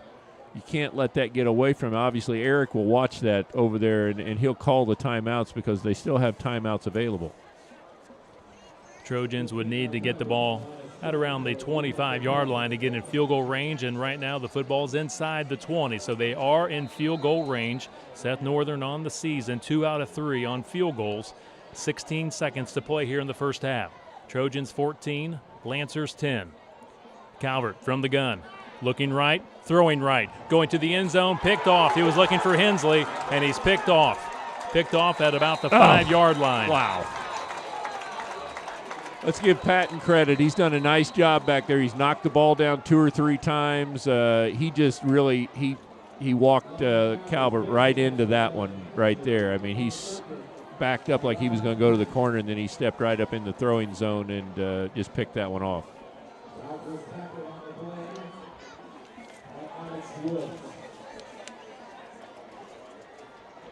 Third interception for Patton. He leads this Lancer team in INTs. 8 seconds to play. Center Grove, be aware here for a throw and then start pitching it around, something like that. There's only 8 seconds left. Watson looking here to the near side, airs it out, and the catch is incomplete. The pass was not caught here on the near side. Good coverage by Cole Fresher. Yeah, 10 should have made that. I mean, Keith should have made that catch. I mean, he saw the football. I don't know that the defender ever saw it. He had the timing to jump for it, but he just not able to come up with it. Even if he did catch it, I don't know what you're going to do with it. The clock's probably going to run out. 1.3 seconds to play now. Opening half. One last play, barring a defensive penalty. Watson across the middle. It is complete, and the Trojans put a good hit on the receiver, and they drop him at the 45-yard line. That is Derek Keefe with the reception. Pad the stats, I guess you can say so. Yes, sir. 14-10, the Center Grove Trojans lead it by 4 here at intermission at LaSalle High School in Cincinnati after trailing 10-zip after the first quarter. The Trojans come back with 14 unanswered points in quarter number 2 to take a 4-point lead here at intermission. Stay tuned. Coming up next, we will have the Ray Skillman Automotive Group halftime show. This is Center Grove Trojan football.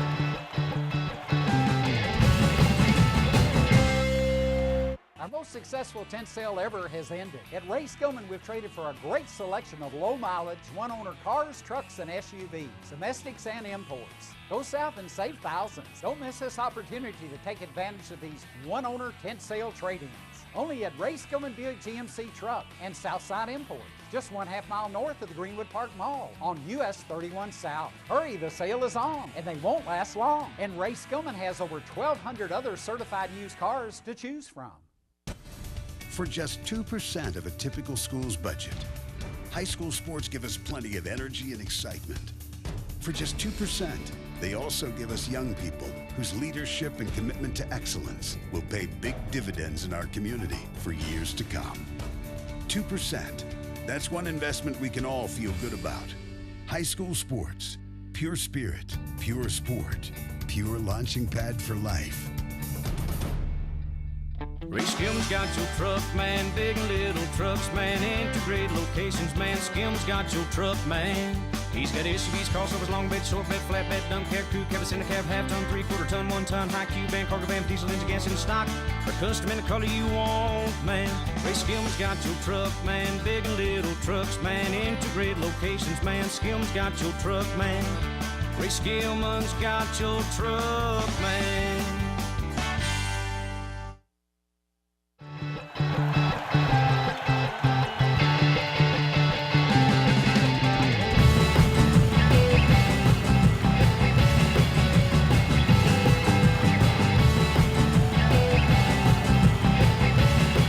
Welcome back to Cincinnati, Ohio at LaSalle High School. We are at intermission. The Center Grove Trojans, after trailing 10-zip after the first quarter, find themselves now in front, 14-10 here at halftime. We welcome you to the Ray Skillman Automotive Group halftime show. Ray Skillman, a proud supporter of Center Grove Trojan football. Ray Skillman, where we stack them deep and sell them cheap. And special guests join us here at halftime. Larry Calvert, he is the president of the Center Grove Football Parents Club. And Larry, it takes a lot of parent involvement and time and coordination to get the players from Center Grove to Cincinnati. And you and a lot of parents have volunteered, put a lot of work together this week to coordinate everything. And I think so far we've seen a great first half from Center Grove. But again, just a big thank you to you and the parents for supporting the Trojans. Well, Kevin, thanks a lot for having us on. Certainly it takes tremendous amount of support. Volunteering for our fundraisers, volunteering for each of our games. You know, tonight we left Indy about 1 o'clock, came down here, and actually set up the helmet. So the players brought their charter buses down, walked through the helmet, then they went to a large room at a local Greensburg hotel, and they treated us very well. And they got to eat and tape and get ready for the game there. About halfway down. Then we brought them into the stadium here. So I think that kind of puts their routine together. They're used to walking through the helmets. We've done this for years at any away games or real long away games. So worked out really well, I think. Larry, your son Luke, he's having a brilliant senior season. He played last year starting quarterback for the Trojans, but boy, he has been on fire here his senior season. I know you're one proud dad. Very much so. I would first, of course, give a shout to his receivers on his line. He would do the same. And he is, I've been very proud of him, and he's doing a great job, I think, being a leader first, and then of course, bringing it onto the field. Hopefully, 4 for 10 in the first half wasn't very good, but they got 2 TDs and got us back in the game, so that's good to see. Yeah, it just felt like it's difficult. The Center Grove School Corporation on fall break this week and next week, not to make excuses, but the players this week, they're not in their normal routine of getting up early, going to school, and then practicing right after school. And I just felt like maybe the Trojans making that 2-hour bus trip down here a little sluggish in that first quarter. Agreed. But again, I tip my hat to Coach Eric Moore. He's such a veteran coach. He took an opportunity to really get the team fired up in quarter number 2, really disagreeing with the call by one of the officials. And it seemed like the Trojans responded in the way that they needed to and really brought that energy and enthusiasm here in quarter number 2 to get this lead. You know, I wasn't listening to Ted, but I'm sure he said something like the fact that we got to quit watching the ball game and actually play the ball game. And we can't blame the referees. We can't blame the dark field. We can't blame the great settings here. We got to come play real football. And I think the mid-conference was represented well in the second quarter finally. Right. And let's hope they do the second half. Larry, next week the state tournament begins, and obviously the big goal every year for the Center Grove Trojans is win a sectional, win a regional, the semi-state, and ultimately win a state championship, and that's the exact same goal again this year. And I know you and the Parents Club do a lot of work to really ramp up hard the players and get them ready for the postseason. You know, very much so. We've got a good draw for sectional, everyone knows, but you got to play every game. You can't look past anyone. Parents Club is really about this season.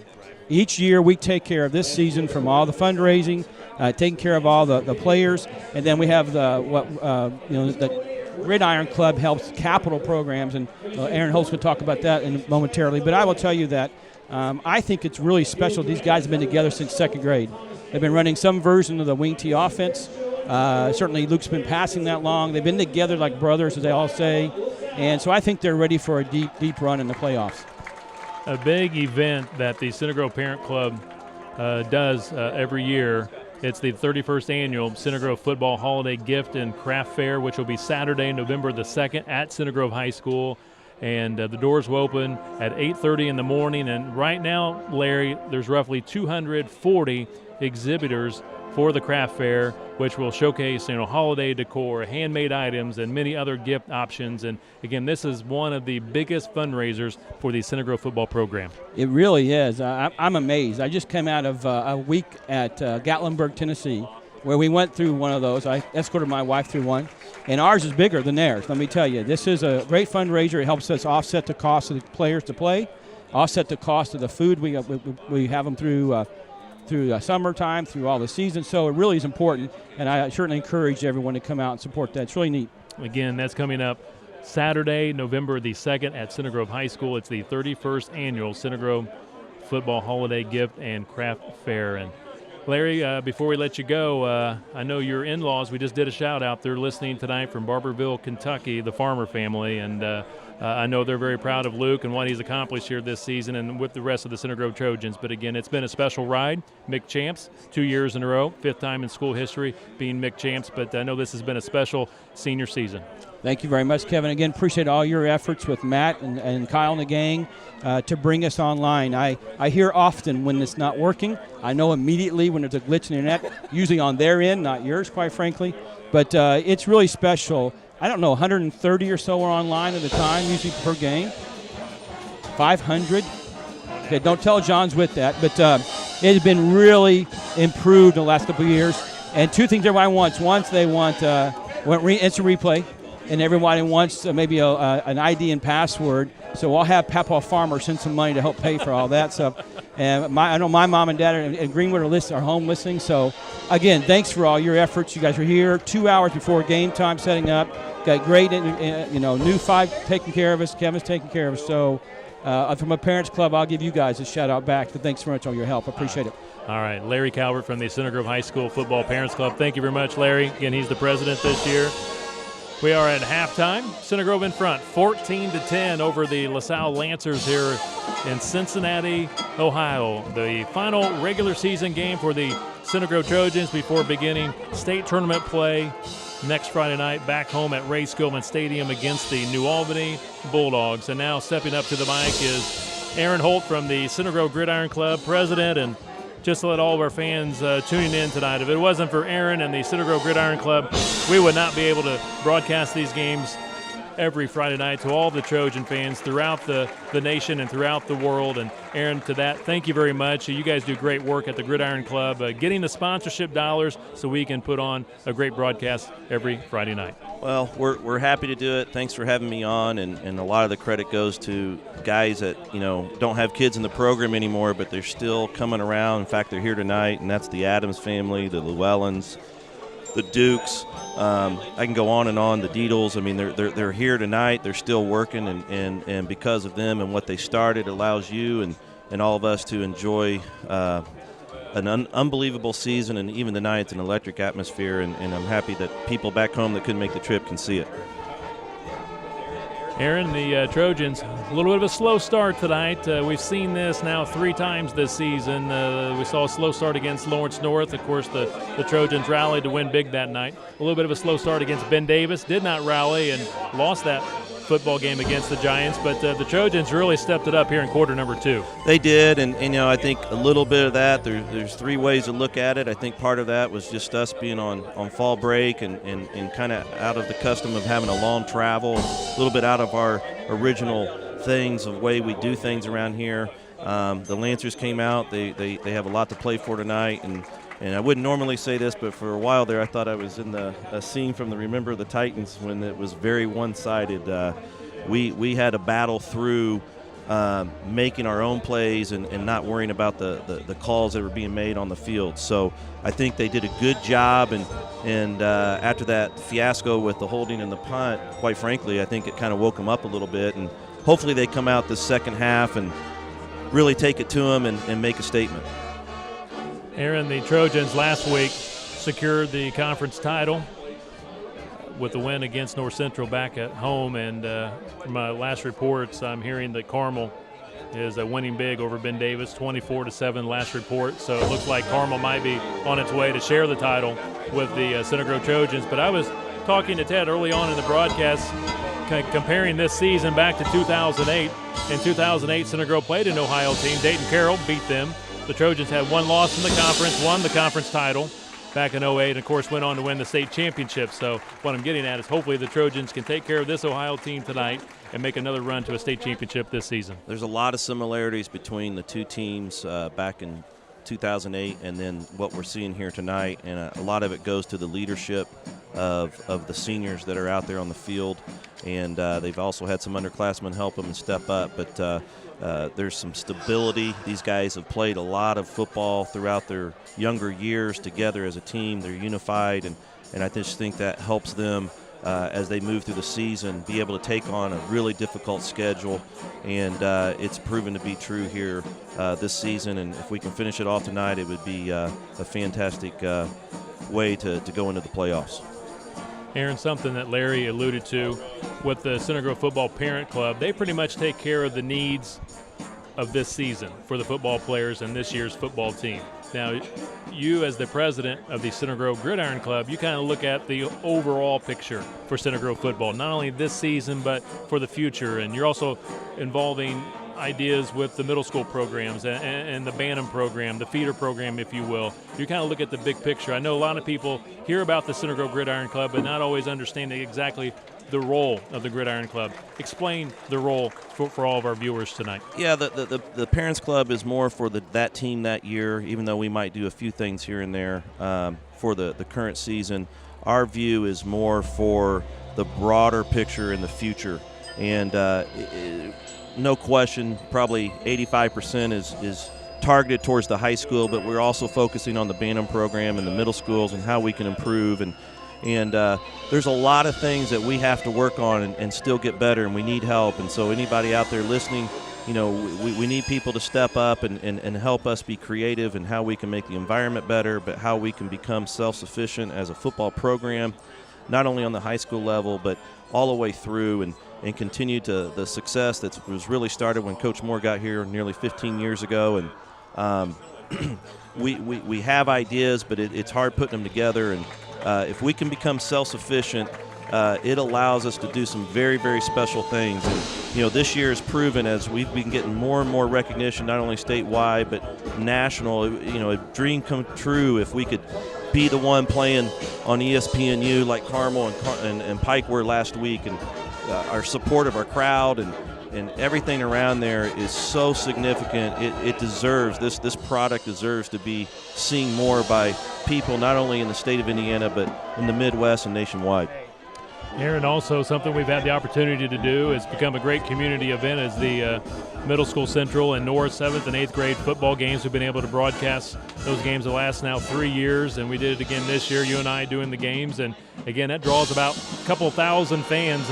Again, we're talking 7th and 8th grade football. Most varsity programs would kill to have 2,000 fans come out and support them. But again, I thought we had another successful night with the rivalry games. Nothing better than to see a couple middle school games with a jam-packed crowd and everybody coming together at the end of those games. And you know, you and I sit there and we look at it, and every year you just wonder, are we going to continue to have the people come back and support the high school? And when you have a jam-packed home crowd between a couple of games of middle school, you know the future looks bright, and those people are excited to be a part of this and get over to the high school, and it just keeps moving on and on and on, and it's about tradition here at Center Grove, and I'm glad we're able to show those games. There's a lot of parents and other folks that grandparents rather that can't see the games or can't get there. They can get on the computer and see it, and tomorrow we're going to get the opportunity to do it for the freshmen and JV as well, as a token to them and their hard work, being able to show this game live for their last game of the season. Aaron Holt, again, thank you for what you do for Center Grove football, especially for our Center Grove broadcast on Friday nights. It's been a real joy. It's hard to believe now.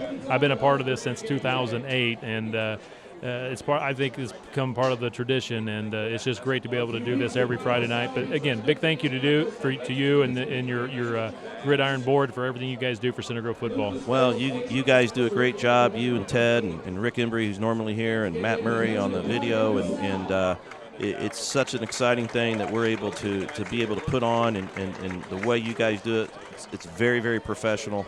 And Larry Calvert's been great. As Luke goes out, and he's the outgoing president for Parents Club. I just want to tell him thanks, and it's just a neat way to end the year here in a great environment and get us ready for the sectionals, and I appreciate everything you guys do.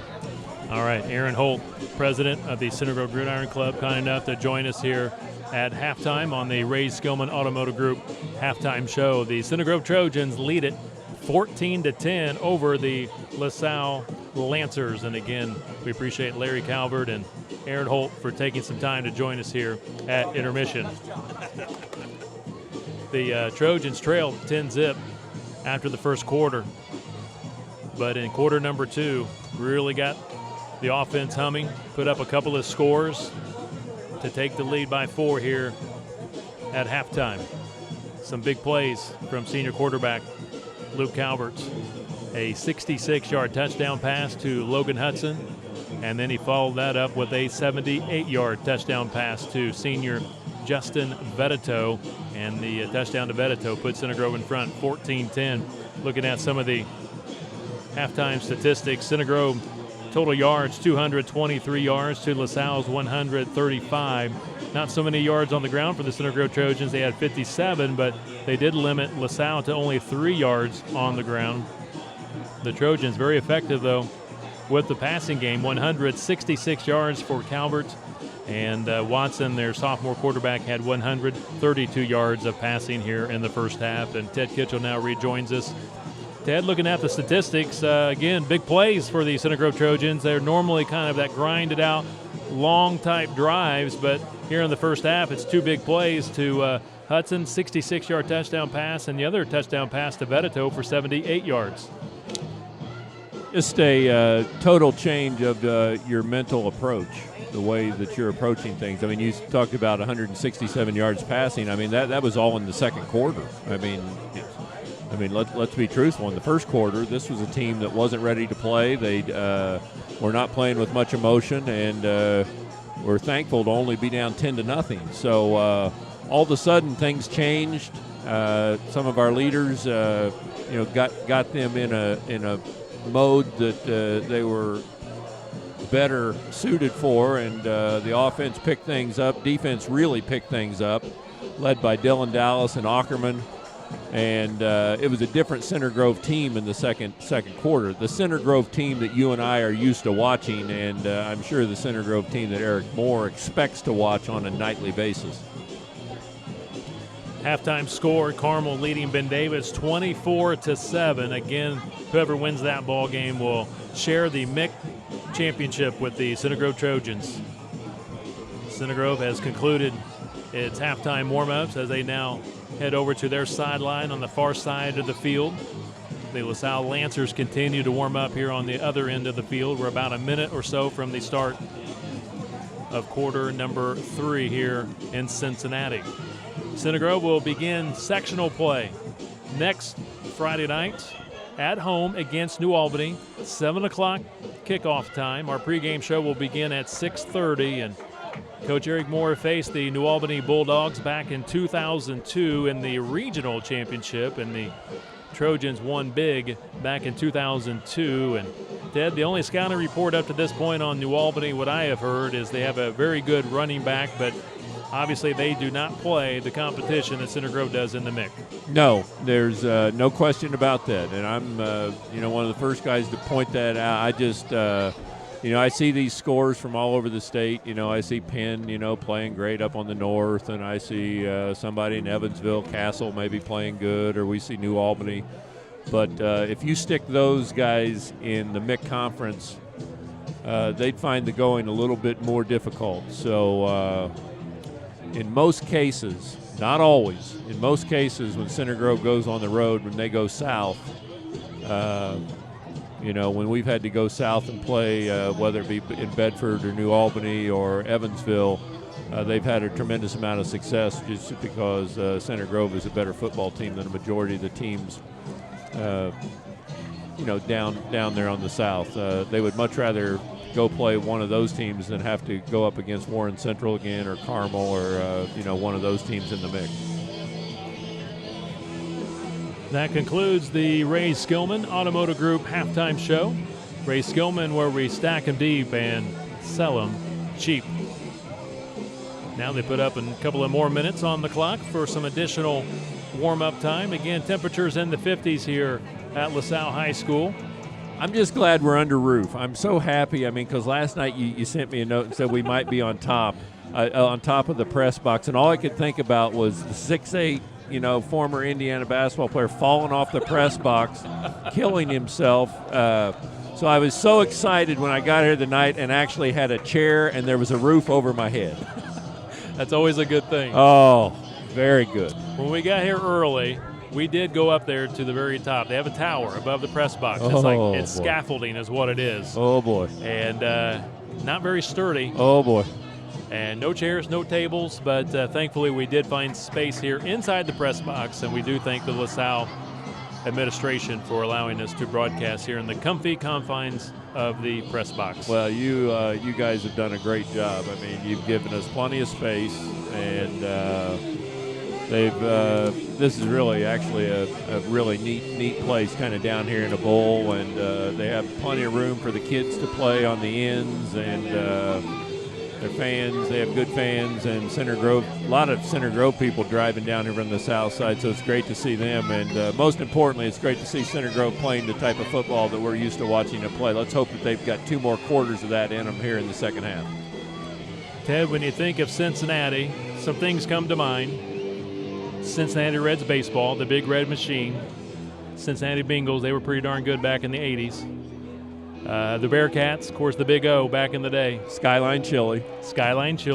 Definitely Skyline Chili. And Frisch's Big Boy. Frisch's Big Boy. And also, if you've lived here, the Montgomery Inn, the ribs at the Montgomery Inn. And you can never forget one of the all-time great sitcoms, WKRP in Cincinnati. Exactly. Lonnie Anderson was on that, wasn't she? She sure was. Oh, yeah. How about that? Yeah. It's amazing that I remember that she was on there. I don't know why I remember things. You don't remember like the big guy, Mr. Carlton? Yeah. Or Les Nessman? Oh, yeah. I remember. Johnny Fever? Watched that a lot. That was a great show. So, Cincinnati, we lived here, I think, for about 10 years, I guess. We lived up in Westchester, up in the Lakota School District, and, everybody thought I was an absolute fool when I moved down here and took the job with FootJoy. I didn't know anybody, and my family was screaming at me, and it was 10 of the best years of our lives. We probably would have never moved back other than FootJoy asked me to kind of move back to Indiana since I was from there. But it's a great city. It's an old city, obviously, with the river running through it. You can go downtown and watch the Reds. You can watch professional sports. You can watch college sports. You can watch high school. It's just got a lot to offer. We lived about 10 minutes from Kings Island, so it's a great city, and we've always had nothing but great times when we've been here in Cincinnati. We're ready for the second half. Nathaniel Snyder will kick off for the Trojans. Sky kick here to the near sideline. It goes out of bounds at around the 31-yard line. Flag on the play. 35. 35 unless they elect to have a re-kick, but most likely they take it at the 35. You remember, they won the toss and they deferred, so that's why they get the football here in the second half. They started on defense to start the game, stopped Center Grove, and then took the ball as soon as they got it, took it right in for a touchdown. So since that time, Center Grove has limited them to only 3 points, but in the second half, second quarter, it was a much different game. Center Grove really didn't allow LaSalle to do anything that they wanted to do. Defense really dominated. Sophomore quarterback Nick Watson, 132 yards passing in the first half, but the Trojans did sack him a couple of times, and first play from scrimmage, completed pass to the 40. To one of his top receivers, Kevin Ferguson. He's a junior. I'll tell you, Watson has a nice, easy motion. He doesn't get in a hurry back there. He doesn't get rushed, and by the time he's a senior, I would think he would be awfully good. Trojans hit by again continue to defend the run very, very well. Kelsheimer leads the attack along with John Dever, number 47. Center Grove's team defense, again, the speed on the defensive side of the ball, Ted, is so impressive. Yeah, they're very fortunate right there. I thought he had forward progress up to about where he had only lost a couple yards. I mean, they took it all the way. See, their coaches complain. I'm sitting right here on the line. Their back got all the way up to about the 38, 39-yard line, which would have been about a 1-yard loss. Instead, they put it all the way back at the 35, which is about a 6-yard loss. 3rd and 10. Watson getting pressure, and he's going to be sacked a third time. Dylan Dallas got him back at the 25-yard line. They have not been able to handle number 4, Dylan Dallas. From the second quarter on, he has been a different defender. He's quicker on his feet. He's playing with a lot of emotion, and that's at least the second time he's gotten to the quarterback by himself and taken him down, and he's put pressure on him all night. 10-15 to play, third quarter. Center Grove 14-10 over LaSalle. Punting situation here for the Lancers from their own 10-yard line. Should get good field position. Ackerman from his own 38 across midfield. Good return. Good block from Dylan Dallas. Gets it to the LaSalle 46-yard line. About a 15, 20-yard return right there. Start on your own 45. That's not all bad.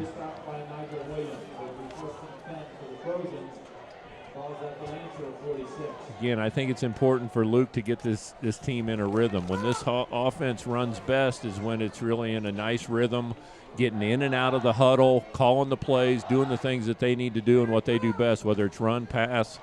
Really puts a lot of pressure on the defense.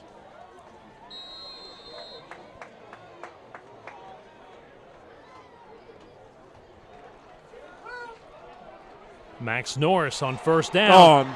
30, 20. See ya. Gone. Touchdown. Norris scores. Flag down, Ted. Flag down. Back at the 38-yard line. A Trojan without his football helmet. Flag down. Let's see if it'll stand or not. 46-yard touchdown run by I think they ripped the guy's helmet the Rocket. off. I think it's going to be a personal foul, which will probably be marked off on the kickoff. 46-yard touchdown run by Max Norris if it stands. Yeah, let's see. They haven't said yet.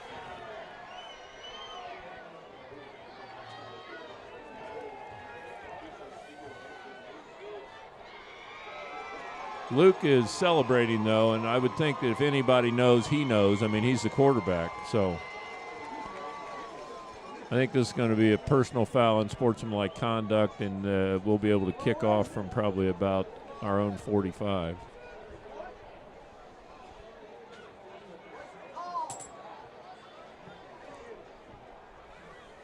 Personal foul. They don't have microphones over here, and we're used to having our refs mic'd. Yeah. So that'll be marked off 15 yards on the kickoff. And from the looks of things, I kind of got the feeling that the guy who didn't have his helmet on got his helmet ripped off. And so somebody was probably upset on the LaSalle defensive line, and they just, kind of took the face mask and ripped the helmet off, and so they called unsportsmanlike conduct. High snap. Good job by Siderwitz to get it down. The kick by Seth Northern is good. It's now 20-10. Center Grove by 10. 9:48 to play in the third quarter. Well, let's remember that this was a 10-0 football game, a 10-0 game that was going nowhere. I mean, they had all the momentum. We looked dead in the water, and Center Grove has totally turned things around. They have dominated this game ever since that one call by the official. They have played with a chip on their shoulder. They have dominated the football game, and they just look like a much better football team than this LaSalle football team right now.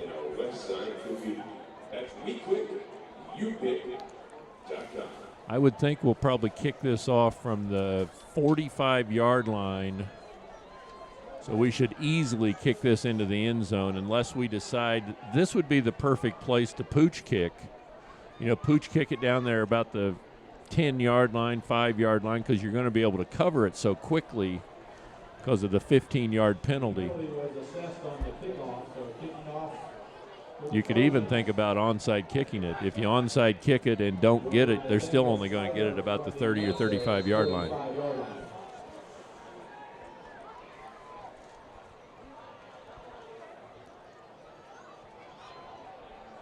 Center Grove in front, 21-10, 9:48 to play. Third quarter. Nathaniel Snyder to kick off for the Trojans, and he'll drive it into the end zone for a touchback. It'll be at the 20. Ted, the Trojans continue to play with a lot of energy. Again, a little lethargic in that first quarter, but second quarter and here to start the third quarter, a lot more energy. Yeah, they were not ready to play when they stepped on the field. In warm-ups, I hate to keep banging on that, but just watching them warm up, they were not the team that I'm used to watching warm up, doing calisthenics and, loosening up, doing their stretching. They were not the same team. But they are that team now, and let's see what changes LaSalle has made, because LaSalle needs to make some changes if they expect things to change. Watson, nobody open. He scrambles, extends the play, throws on the run here to the near sideline. Did he get the 1 foot in bounds? I believe he did, Ted. That was right in front of us. What a catch. Wow. By Kevin Ferguson. He's a junior and makes a spectacular catch, and you're right, what a throw by a sophomore. Because he was on the move. Now, he was running to his right, which is good for a right-hander, but still, he made a heck of a throw where he's able to catch it. He could able to tap that toe, keep his toe in bounds, and great pickup for LaSalle.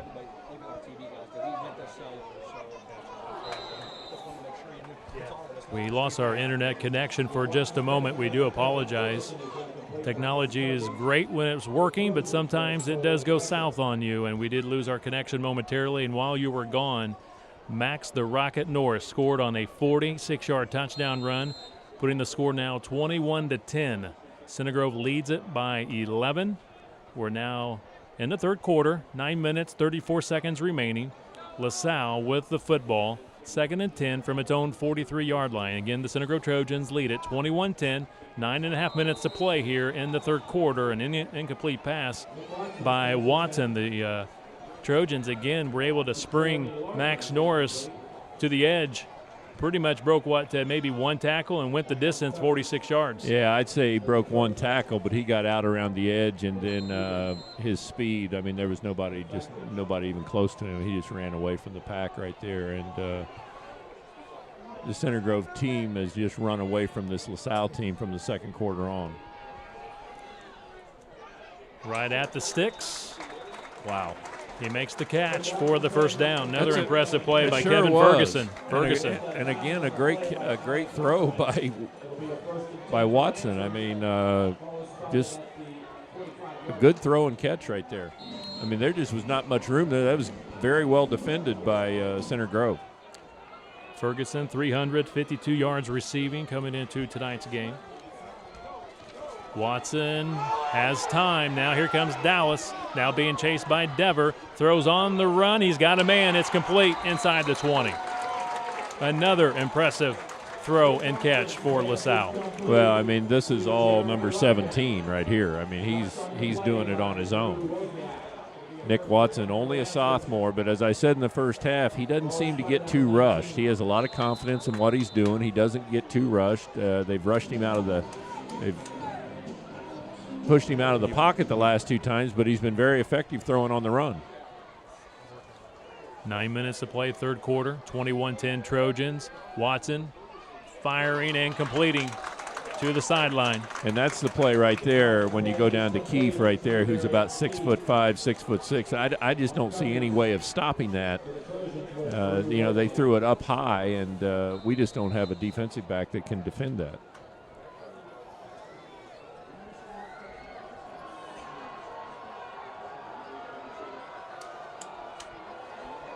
First and goal at the 8-yard line. LaSalle needs a score in the worst way. Going to the end zone, incomplete pass. Tried to throw a back shoulder to Keefe right there. Keefe continued on, and he didn't come back for the football. In the NFL, they make it look so easy, but you just have no idea the amount of hours that Peyton Manning and Tom Brady and Andrew Luck and everybody else has spent with their receivers so they can read one another, and you just don't see that in the high school level. Second and goal at the Trojan 8.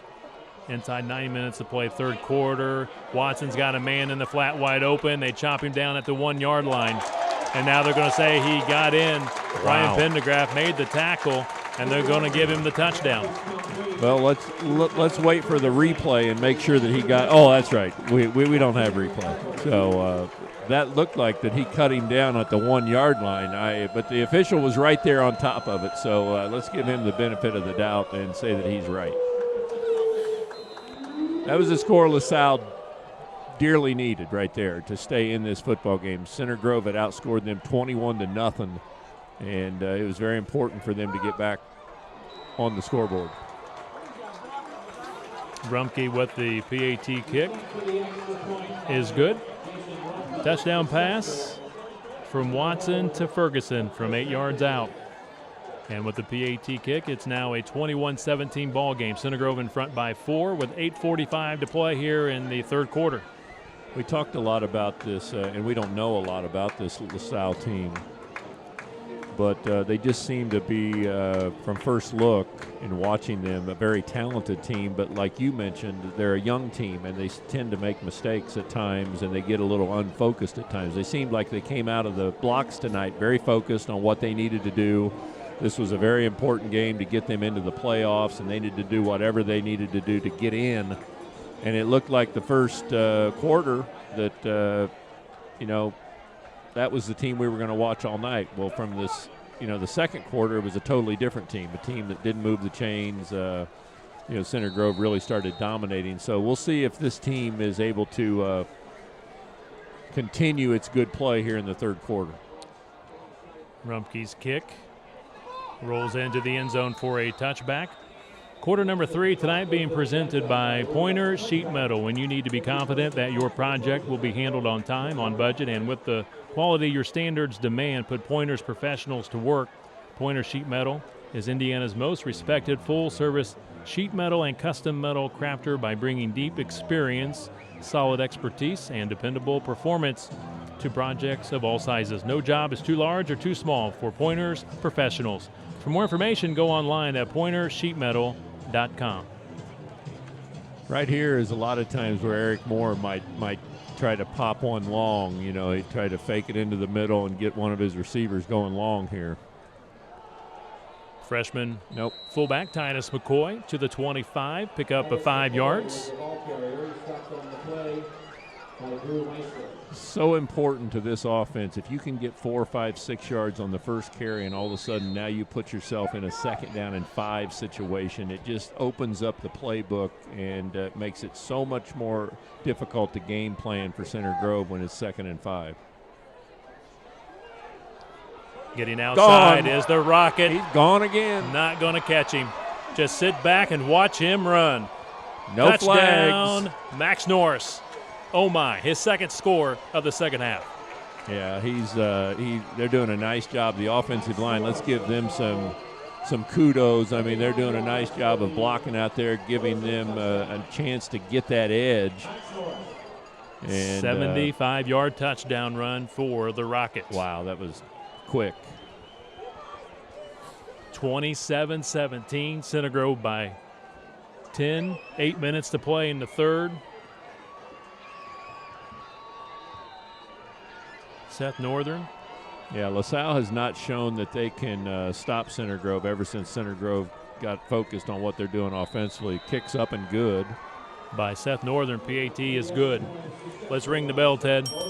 Another $10 from the Center Grove Gridiron Club being donated to the Tyler Jennikin Foundation to aid in the fight against cancer. And it's now 28-17, Trojans by 11 with 8:03 to play in the third quarter. And again, Ted, that's 2 touchdown runs for the Rocket here in the third quarter. Yeah, and they've really been pretty much untouched. Yeah, pretty much untouched. I mean, the line did an outstanding job of blocking. They're getting him out on the edge, and then he's making 1 or 2 guys miss, and boom, he's in the open and gone. So well done by everybody there, and that's what I'm saying. That's why it was so important for LaSalle, because they've not shown, their defense has not shown that they can stop this Center Grove offense.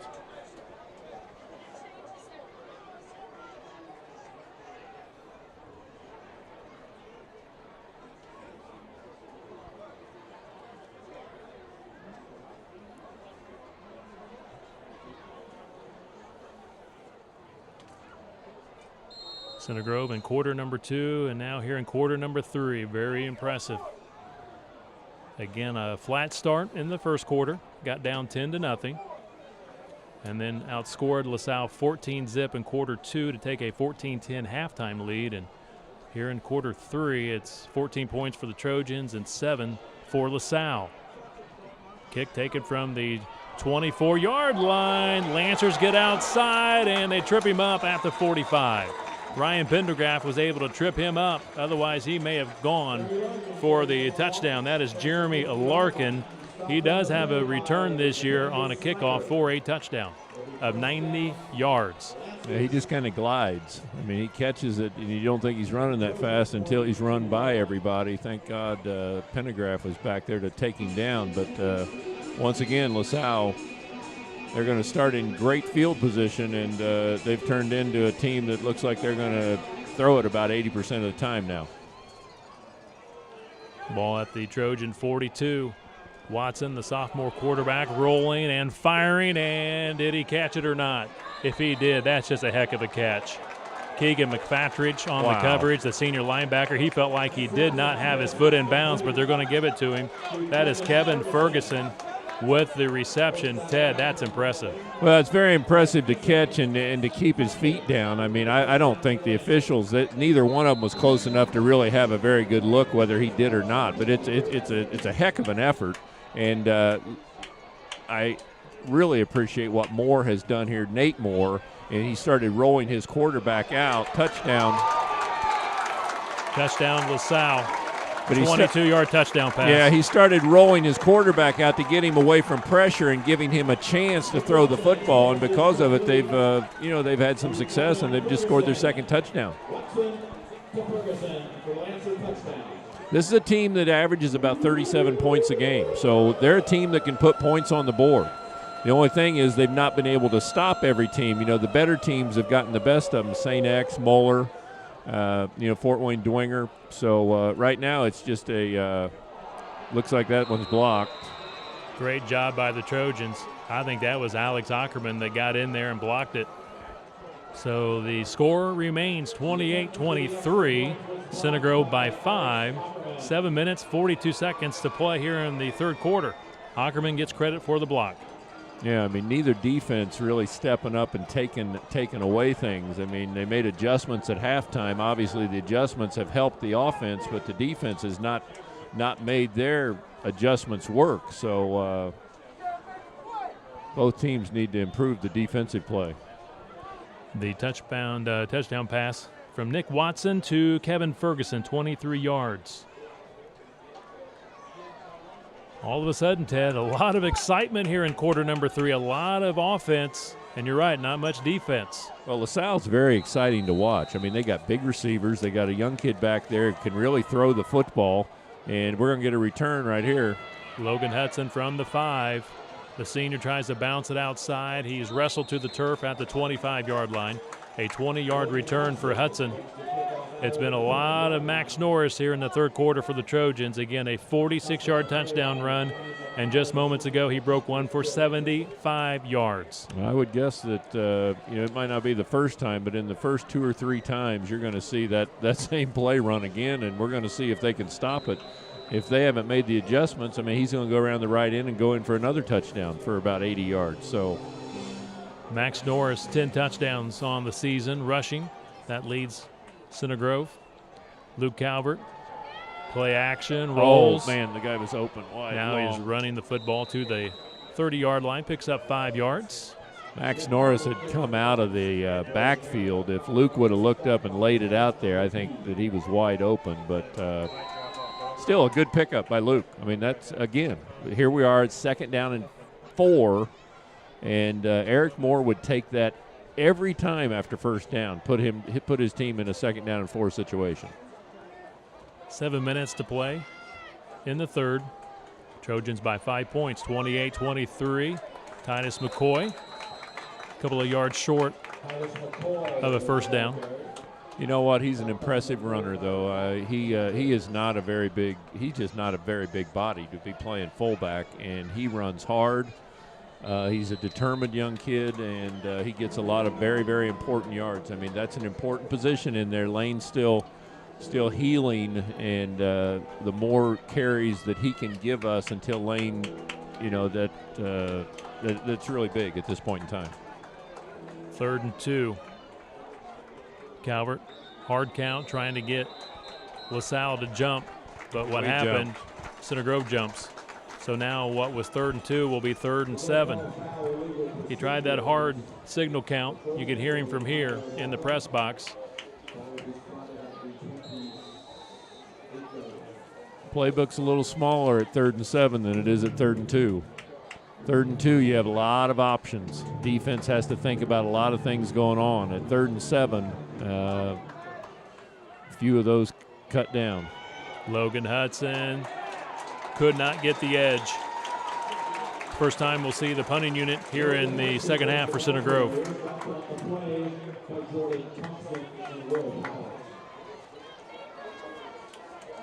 Well, it was kind of, which team was going to blink first. But both teams had just kind of went up and down the field very easily and put points on the board. So Center Grove not able to move the chains right there. So now we'll see if their defense can't step up and make a move. Matt O'Brien from his own 12-yard line. 5:35 to play, third quarter. Center Grove by 5. Low snap. O'Brien was able to field it. Good nice kick. Punt by O'Brien. Fair caught at the 25-yard line. Cameron Bolden had to backpedal to catch that one at the 25. That was well done right there. I mean, I got on him earlier because he kicked it into the stands for about 10 yards, but right there, that was an outstanding kick. He's had a couple great punts tonight. 48 yards on the punt for Matt O'Brien. Now they're going to put the ball to 23. I felt like he fair caught it around the 25. I think he tried to fair catch it, but he bobbled it a little bit. So until he had full possession of it, I think that's why they put it at the 23. Last couple of drives, LaSalle so impressive with the passing game. They continue. It is picked off by Alex Ackerman. His 4th pick of the season. He steps out of bounds at the 29-yard line. And, Ted, that's the play the senior needed to make, and he makes a huge one for the Trojans. Alex Ackerman, his 4th pick. Yeah, he just baited the hook right there. He says, you've gotten by throwing that. It's one thing to throw a 5-yard and out or a 10-yard and out, but when you continue to try to throw a 15-yard or 20-yard and out, I mean, the safety has a lot of time to see that coming, and Alex just timed it perfectly, stepped right in, picked that off. Center Grove's offense back on the field with a chance to put points on the board. Ted, the Ben Davis Giants making a great comeback against Carmel. It's now 24-21, 21 unanswered points by Ben Davis. They're within 3 of Carmel. Here in Cincinnati, Ohio, the Trojans lead it 28-23 over the Lancers. And at what point do you blow the whistle? Yeah, exactly. I mean, the officials are like looking at him like, hey, stop, but none of them ever blew the whistle. I mean, blow the darn whistle. He picks up 1 yard, and he was pushed back 5 yards, at least 5 yards, before they blew the whistle. At what point do you say, okay, forward progress has stopped? You just got to blow the whistle right there. I mean, in that situation, LaSalle's obviously stripping at the ball, and you also want to prevent somebody from getting hurt. Calvert looking, nobody's open, good coverage downfield, and now he's just going to throw it out of bounds and takes a big hit. All right. Nice decision by the senior quarterback, Calvert, to get rid of it. Very good decision. I mean, gives yourself a chance at 3rd down and 8, 3rd down and 9 to still have a chance. I mean, rather than you take a sack right there or you throw an interception, you've given away, bring in the receiver set. 3rd and 9. Ball at the LaSalle 28-yard line. 4:28 to play here in the 3rd. Center Grove by 5, 28-23. 4 across. Calvert from the gun. Looks like they're going to blitz. Going to get a one-on-one somewhere. Calvert steps up, and now he cannot get rid of it, and he is taken down. He is sacked at the 36-yard line. I thought he was going to step up in the pocket and deliver a pass, but he could not get it off. I'm just glad he's not hurt because he kind of had his wing there in a funny position as he tried to throw the football. You're hoping that, but he got up and walked off, no problem. So Center Grove probably going to punt the football here. You got a 5-point lead. Try to, kick it down, give them, poor field position, try to get it inside the 10. 4th and 16 at the LaSalle 35-yard line. Again, always be cautious, Coach Moore. Lots of options here. 16 yards, a long way to go, though. Sure is. But he has done 3 fakes. Here and it here's is. your Here 4th. it is. Here it is. And it is incomplete. Ackerman, it went through his hands. Couldn't catch it. I was going to say, at this point in the field, Coach Moore typically goes for it, and Ackerman was wide open. You know what, though? Give LaSalle credit there. They weren't totally off guard. I mean, they were guarding Ackerman. They had an idea that Center Grove might want to do that. So give them some credit. That wasn't just a pitch and catch, and we blew it. I mean, he had to make a really good throw there. Still, he made a good throw, and Ackerman had a chance to catch the football. The defender put his hand up and I think obstructed Ackerman's view, maybe tipped it a little bit, and Ackerman just could not get a clean look at it. So a turnover on downs, football at the LaSalle 35-yard line, 3:33 to play in the 3rd quarter. Yeah, still lots of football left. I mean, you got 3 minutes left in the 3rd quarter, and you got an entire 4th quarter, and this is a team that can score quickly. Lots of weapons. Running play to the lone back in the backfield, put his head down, got a couple of yards. Haven't really seen too much of the running game from LaSalle here in the 2nd half, but again, they're playing catch-up here in the 2nd half. And they're also very, very good with the passing game. Yeah, they continue to go quickly. They very seldom huddle up, and they're not really running a 2-minute offense where they run it fast, but they get up to the line quickly. Wilcox picks up 3 yards, pass across the middle, and the receiver is upended, but he hung on to it at the 45-yard line. A good hit. Yeah, he's got good hands, you can tell. I mean, Aaron Hunt. He was their all-time. I think for a season, he has their record, and he's coming up on a career of as far as the all-time amount of receptions. But he's a fine receiver, number 10, Keefe. 18 yards on the completion. Aaron Hunt with the big hit. Hunt may be banged up or hurt a little bit on the play. He exits to the sideline. He's replaced by number 23, Josh Hart. New set of downs here for LaSalle. Ball at the Trojan 44. 2:30 to play here in the 3rd, and he's under pressure, and he's going to be sacked by Dylan Dallas.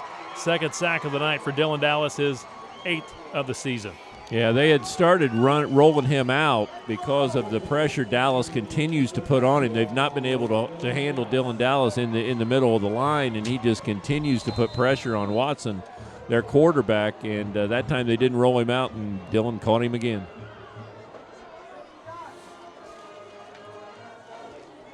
Should say Dylan's 7th sack of the season, his second one tonight.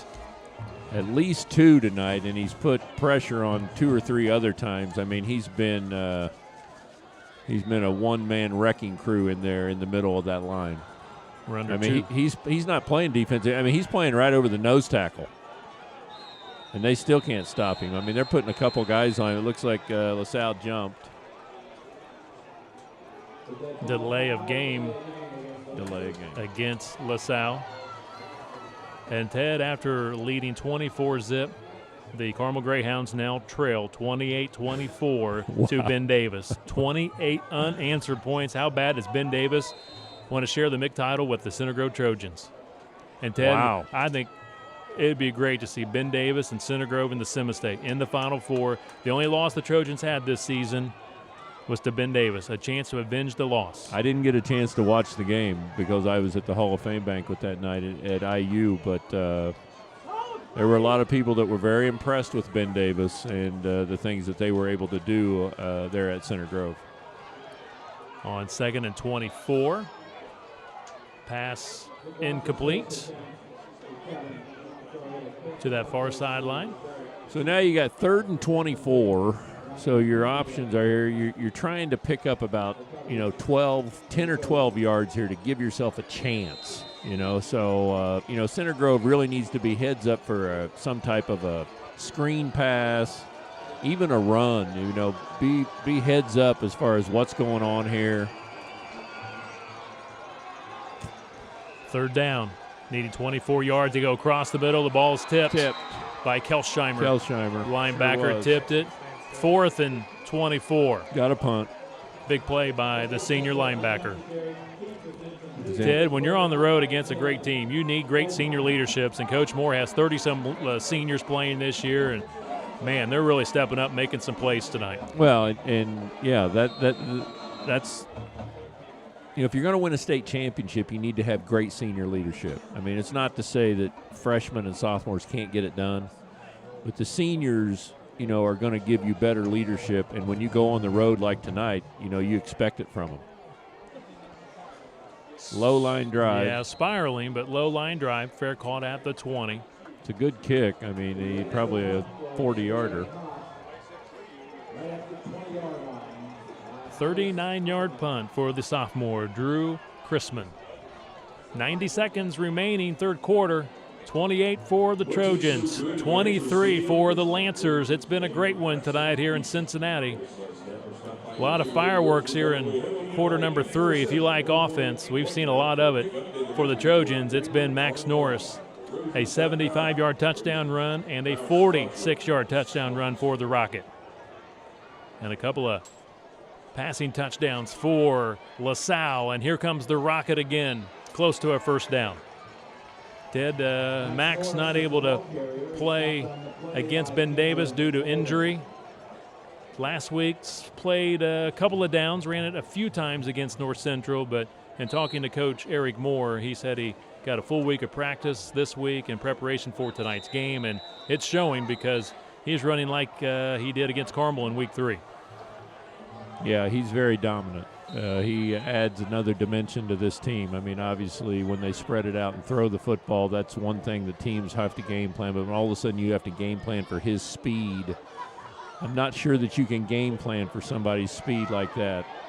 Calvert went left, comes back to the right side, and late hit, and it will be a penalty against LaSalle. A late hit.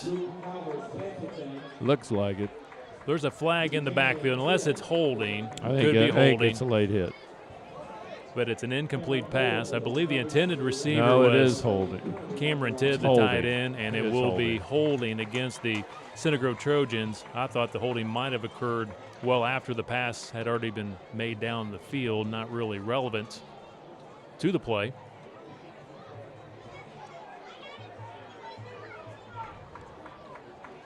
And it happened deep. It's a spot foul, so it's from the spot, 10 yards from the spot. It happened deep in the Center Grove's backfield. Yeah, so ball at the 9. I mean, it's all the way back there. You're looking at about, 2nd and 22, 23.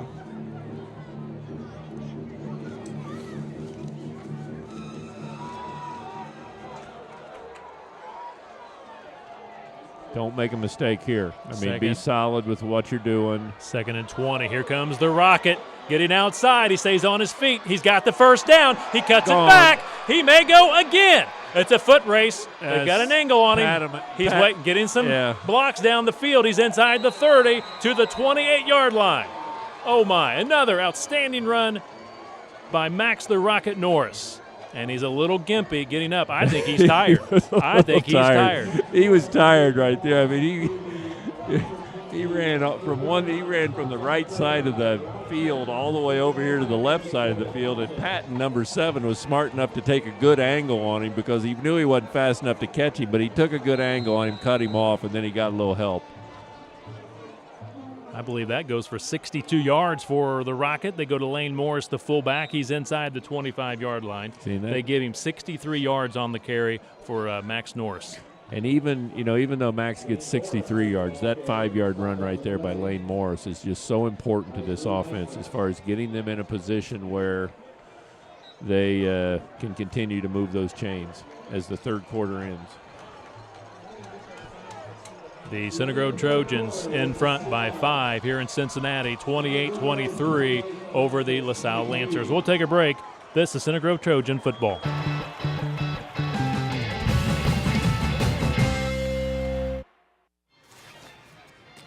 Appetizers, gentlemen.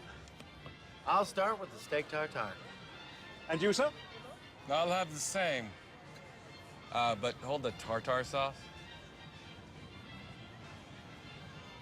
The tartar sauce? Really? I don't like it. The more you save on insurance, the more you'll have for football.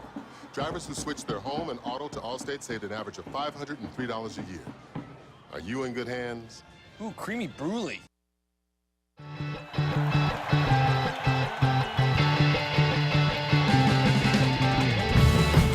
Tonight's Center Grove football game is being presented by Center Grove Spitshine, Global Financial Solutions, Pointer Sheet Metal, Allstate Insurance, Bontrager Agency of Greenwood, Jets Pizza, and New 5 Creative.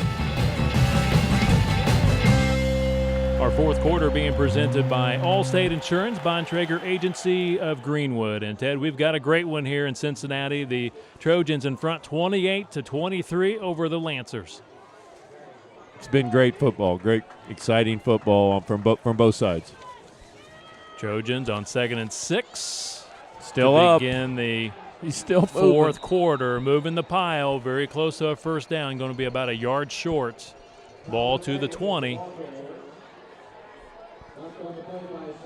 Max Norris, 10 carries, 201 yards rushing, 2 touchdowns. His long tonight, 75, and averaging 20 yards per carry. What a night for the Rocket.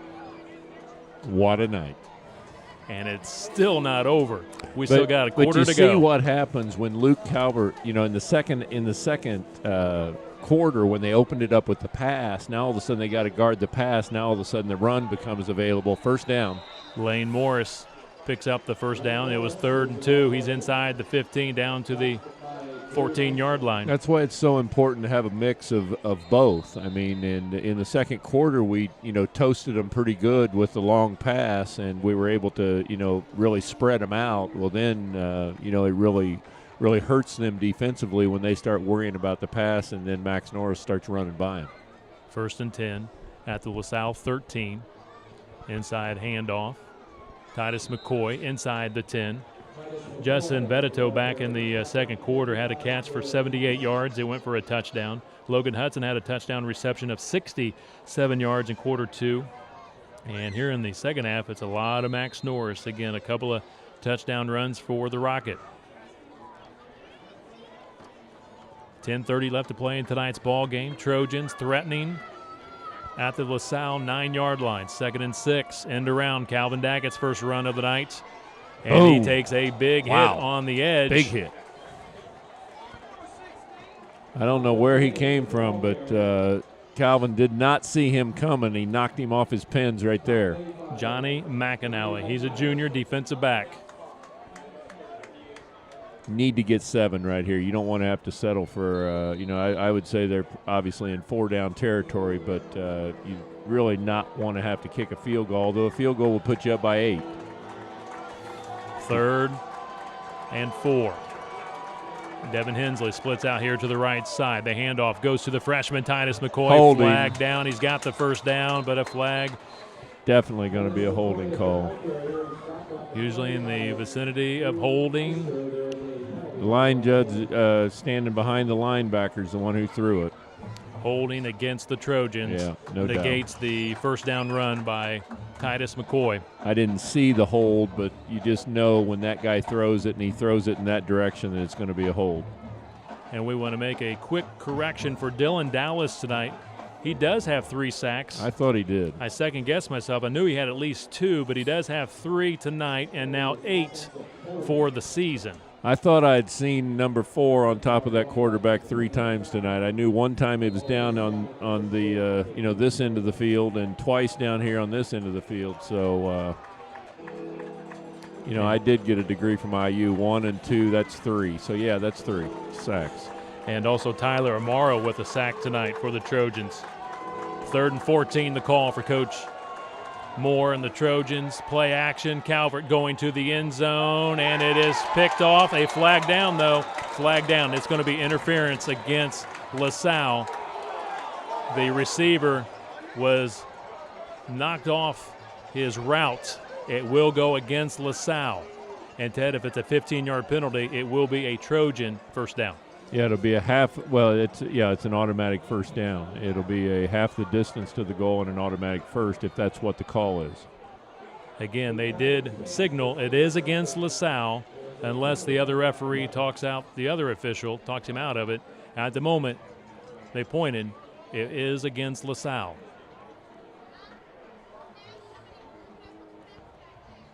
They're going to march it off. So it'll be half the distance. So the replay 3rd down. Oh, it's still not a first down. It's not an automatic? No, I think it's going to be a 3rd down. It's just a yardage mark. It's a yardage mark-off because it's half. The ball is placed just inside the 10, around the 9-yard line. A timeout called. So it's 3rd down and about 7 is what it looks like. And 3rd and 7. And it's from the 10-yard line. So a lot of options here. I mean, you can spread them out. You can, go empty backfield, look like you're going to pass the football and, run it in with your quarterback. You can run it in with Max Norris. I mean, he's been able to run it in from everywhere. Lane Morris has been very, very strong and good in between the tackles running the football. So a lot of options for Eric Moore and his Trojans. Tonight's 4th quarter being presented by Allstate Insurance, Bontrager Agency of Greenwood. Personal financial representative John Bontrager and his family have been a part of the Greenwood Center Grove community for more than 17 years. John provides a high level of service for more than 2,500 customers. The Bontrager Agency located at 395 South State Road 135 or contact the agency at 317-888-3200. You're in good hands with Allstate. Center Grove needing 7 yards for the first down. 3rd and 7. 9:15 to play here in the 4th. Trojans 28, Lancers 23. 4 wide. Delayed handoff, Titus McCoy. Touchdown. Touchdown McCoy. Spread him out, run him up the gut. Titus McCoy scores. Sure did. Exactly what I said. You can spread them out, make it look like it's going to be a pass. But you know what? Luke did such a good job with the fake right there because it looked like he was going to pass the football, and at the last second he shoved it into his gut, and he's able to get it in the end zone. McCoy, 10-yard score, makes it now 34-23 Center Grove. 9:09 to play in the 4th. Tip your hat once again to Coach Eric Moore. Oh, bad snap. And they will not attempt the kick. Came in low to Joey Siderwitz, the holder. He could not grasp the football to put it down on the block, so no kick attempt by Seth Northern. So the score remains 34-23. Center Grove with an 11-point lead, and Ted, that is a 2-possession lead for the Trojans. Yeah, 11 points. I mean, unless they were to score a touchdown, I mean, it could be 2 possession. Yeah, it's a 2 possession. I mean, 8 and 3 is the best that they can do. as far as to tie, other than that, 2 touchdowns. So I think it was very, very important for Center Grove to get 7 right there. You'd hate to walk away with only 3 and make it an 8-point game where it's still a 1-possession game. I mean, now it's a 2-possession game. So your defense has been pretty stout at times, and they just need to step up here. With that touchdown for the Center Grove Trojans, another $10 from the Center Grove Gridiron Club to the Tyler Jenikin Foundation in the aid in the fight against cancer. Last time they had quite a long return. We'll be kicking it away from that guy. Sky kick taken inside the 30, and the Trojans with great special teams play making the tackle inside the 35. That's exactly what Eric's looking for right there. He just doesn't want them to catch it and get any momentum moving with the football. He wants them to try to catch it at a dead stop and have his guys stop them. And even though they're not starting at the 20, they start out at about the 34-yard line, 33-yard line. He'll take that each and every time. Tomorrow we want to wish good luck to the Center Grove boys and girls cross-country teams as they participate in the regional meet at Greensburg. 9 minutes remaining. Center Grove by 11. And Dylan Dallas, his 4th sack of the night. 9 for the season. Career best, 4 in one game. Not a very good job by LaSalle that they've not done a better job at halftime. I mean, he was putting tremendous amount of pressure on them in the second quarter. You would think they would be double teaming wherever number 4 is, that they would leave that back to block him each and every time. He continues to go through 2 people and get to the quarterback.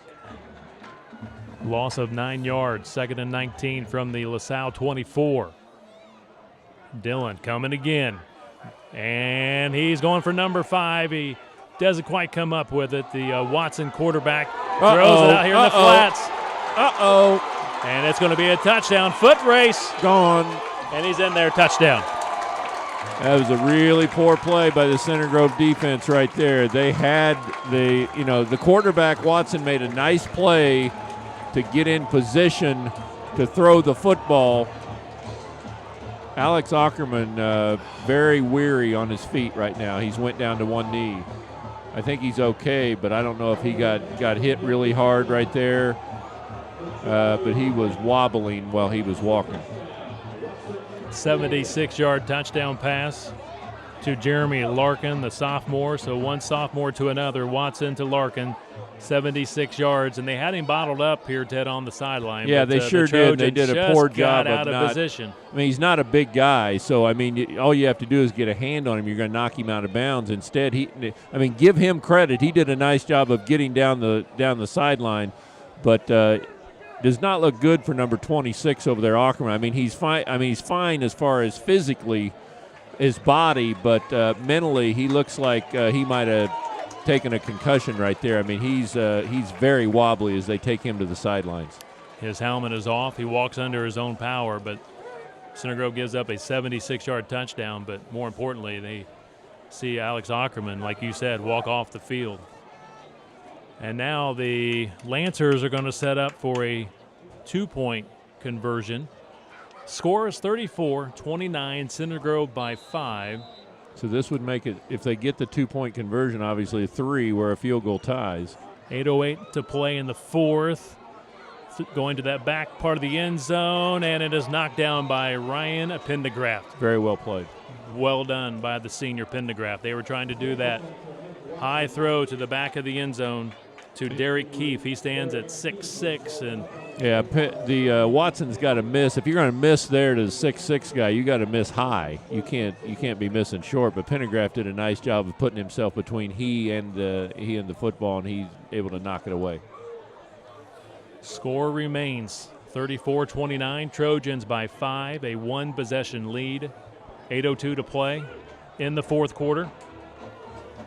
Center Grove trailed 10-0 after the first quarter.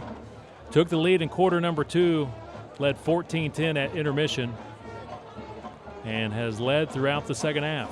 Tell you what, give LaSalle some credit here. I mean, they're a young team. We talked about that earlier, and making some foolish mistakes here and there. But I'll tell you what, they're a team that continues to fight, and they are a very talented group of guys. From the 18-yard line, Connor Steeb, sophomore, on his cut, slips at the 24-yard line.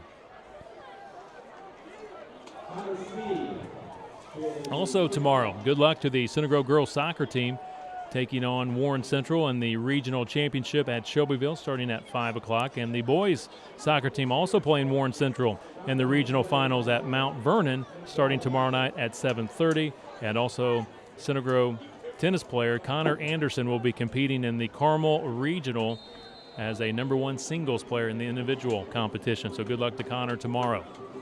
And don't forget, we'll have live coverage of the Center Grove LaSalle freshman football game at 11 o'clock, and that will be followed by the junior varsity game at 1 o'clock. We'll have a live webcast for you. Big hit. 29, number 38. Drew Meister is number 29. Very important right here for Center Grove to move the chains. I'm not saying it's very important that they get 7 points. I'm saying that they need to move the chains and at least field position-wise. If you give the ball back to this team right now, the momentum that they have, it's going to be hard to stop them. McCoy had 1 yard on that carry. Calvert sets and firing downfield looking for Max Norris, and he's interfered with. He was interfered with. And they're not going to call anything. The official had his back turned. No, he was right there next to the play. The back judge saw the collision. Max Norris stops, and the defender just flattened him. And there's no flag. Yeah, that's bad. But, Ted, that's what's going to happen when you go on the road.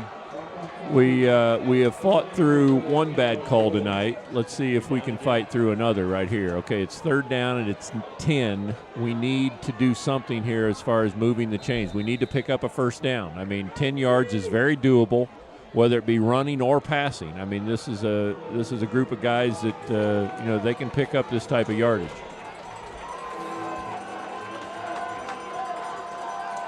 Third and 9. Calvert in the pocket. Firing over the top, looking for Bettito, and it's incomplete. Led his man too much. Didn't want to do that right there. You didn't want to give up the football 3 and out.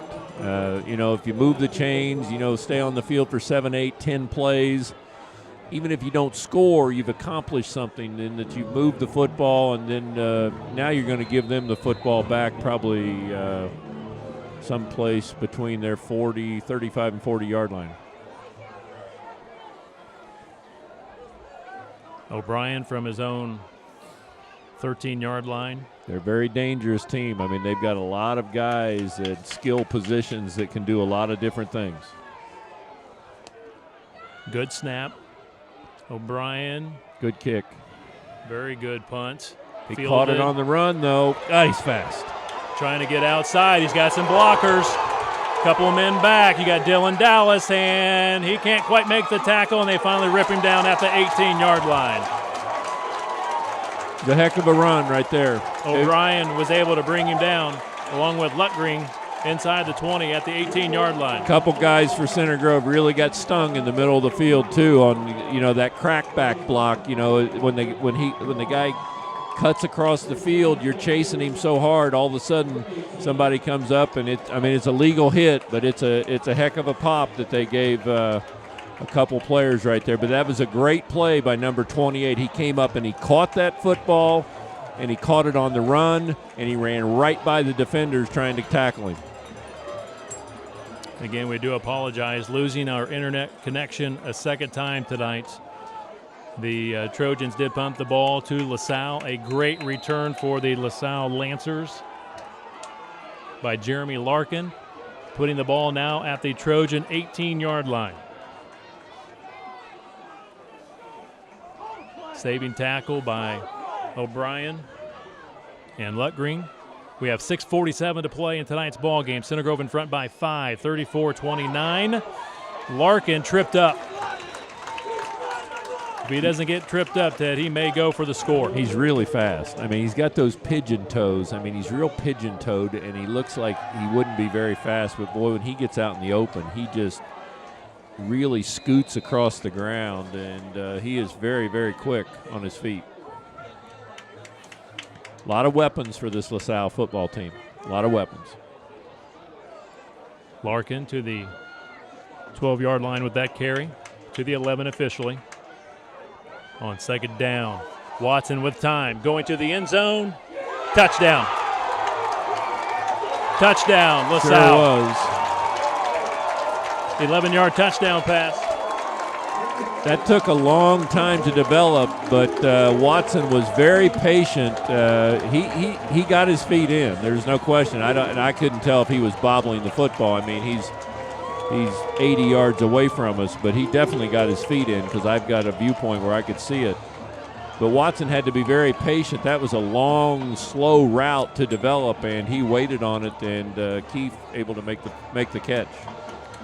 The Lancers move in front, 35-34. Looks like they'll be going for 2 again here, trying to put themselves up by 3, so it takes at least a field goal to tie.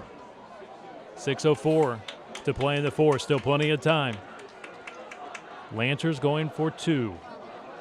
Be surprised the quarterback tries to run it in here. Watson throws it up to the corner. It's good. 2-point conversion is good. They go right back to Keefe. He stands at 6'6". They threw it high to him in the back of the end zone. He pulls it down. Well, and that's what I said earlier. I mean, if you're going to miss on that guy, you got to miss high because Center Grove, they've got 5'9", 5'10" guys trying to guard him. He's 6'6". He's got a reach over the top of him. That time, Watson did a much better job of missing high, and Keefe, the only one able to catch the football. I guess he was able to get his feet down inbounds, too. I mean, he was right at the back of the end zone.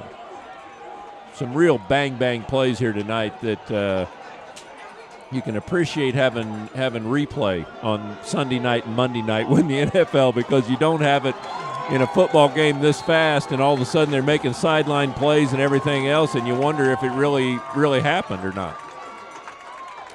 Hudson. He's upended across the 25. Okay, this is where Luke needs to come in here and really show his leadership here. He needs to grab a hold of those linemen, say, give me some time here. Let's get, we know what Max Norris can do on the edge. Let's block the way that we can block, and let's move the football down the field, and let's score a touchdown.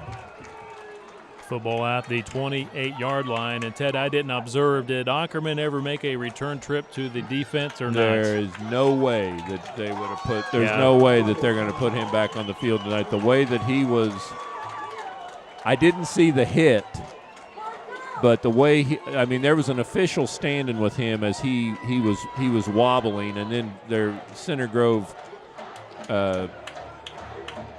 emergency guys ran out there and helped him off the field. He was – it looked like he had been taking a big shot.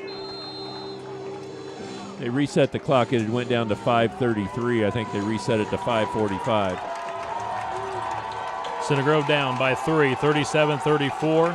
5:45 to play in the ball game. Here comes Max Norris on the double handoff. He gets a 1 yard. Football's a game of emotion. I mean, we just talked about Max Norris dominating this football game. He had over 200 yards rushing. All of a sudden, all the emotion is on the LaSalle team. They've made a couple plays. They've gotten the ball to roll their way a couple times. Now, all of a sudden, the momentum has swung their way, and they're playing with all the emotion, okay? So if you're Center Grove, you somehow have to get that switched around, and you've got to move this football down the field.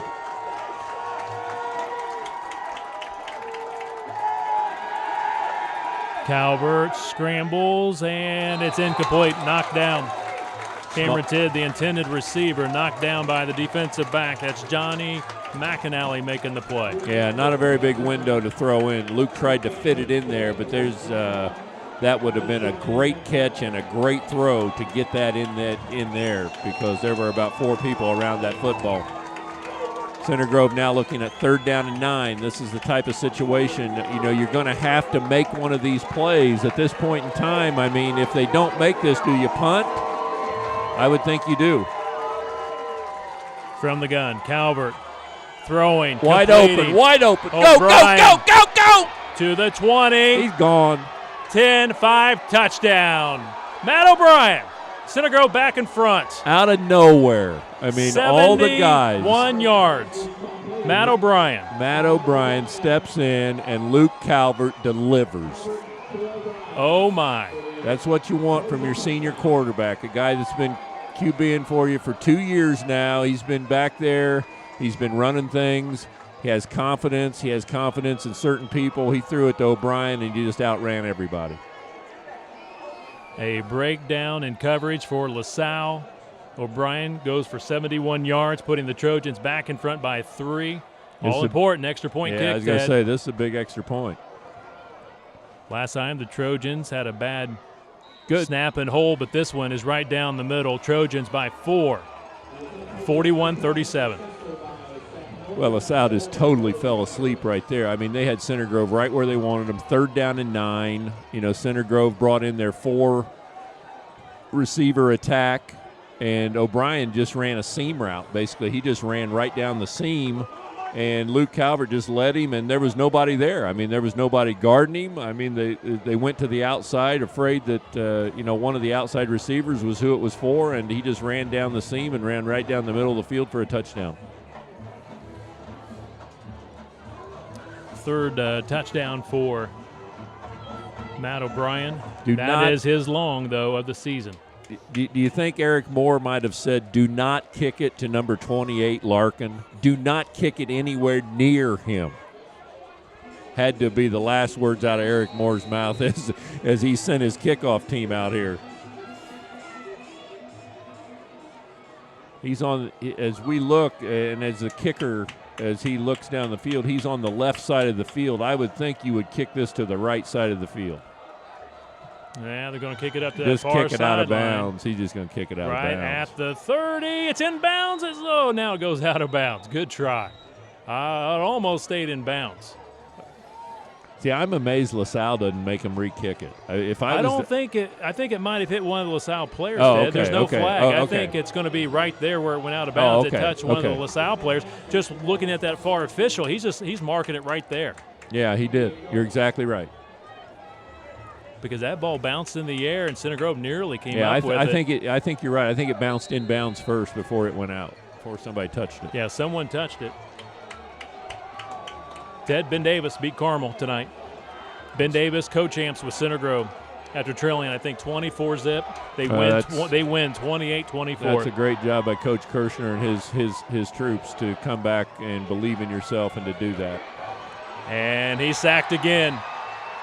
Watson is sacked by Tyler Amaro and Dylan Dallas. You want to be careful here if you're Center Grove. When you start getting too much pressure, all of a sudden they throw a little dump off pass and a little screen pass, something like that. And we've seen what type of athletes they have. You want to be careful. 4:20 and counting. Trojans by 4 points here in the fourth quarter. From the gun, Watson runs right, now looks to run. Ball came out. Yeah, he dropped the football and he went down. He loses yardage. I was going to say he lost about 4 more yards. Did the ball come out, Ted? Or he almost dribbled it like a basketball. He dribbled it down, and I think it came right back up to him, but I think it did come out. 3rd and 13. No, it's going to be longer than that. I'd say about 16, yeah, 17. 16. They just haven't updated the clock. Now the clock says 3rd and 16. Ball out to LaSalle 22. 3:45 and counting. They may be in 4-down territory. Center Grove in front by 4, 41-37. Watson from the gun. He looks to that far sideline, fires, has a man, and is complete and out of bounds. That is Derek Keefe, his number 1 target all night long and all season long. But they're still short of a first down, so that tells you that, yes, they're definitely in 4-down territory. If they're willing to throw a 10-yard pass to make it 4th down and 5, that means they're planning on going for it here on this down. 4th and 7. 4th and 7. Clock stopped at 3:33. Trojans lead it 41-37 here in the fourth quarter. Big play for the Center Grove defense. Watson, shotgun, looking here to the near side, getting pressure. He rolls to extend the play. Going down. They get him. He goes down inside the 30. Turnover on downs. 3:25 left on the clock. Huge possession by your Center Grove defenders. The defense needed to step up, and they did. Tyler Amaro again involved in on the sack. Third one tonight for Amaro. A turnover on downs. The ball is at the LaSalle 28-yard line. The defense again comes up big. Okay, so now you need to use all the clock that you can use. Once the clock starts, okay, it's not going to start till it's snapped this first time, but once it starts, they're going to start using timeouts. So you need to hold on to the football. They're going to be trying to knock the football loose. Lane Morris, the fullback, right up the gut. Okay, and cover up, though, on that football. Inside the 10. Under normal conditions, he would have ran that football in for a touchdown, but he was so concerned about covering it up to make sure nobody knocked it away, which is the number one important thing for him to do. He comes up a little bit short of the end zone at about the 10-yard line. Under normal conditions, he would have just ran that in. On that last sack, they give credit to Caleb Kelsheimer, senior linebacker, along with senior Tyler Amaro, both in on the sack. Lane Morris, 19 yards. First and goal at the 9. 3 minutes to play in the fourth. 41-37 Trojans by 4 points. End around. Here comes the Rocket to the 5. He's tripped up just short of the goal line. They tripped him at the 5. He could see the pylon. He was chewing on that pylon, and he got tripped. Timeout called by LaSalle, stopping the clock with 2:50. So that's their first timeout, so they got 2 left.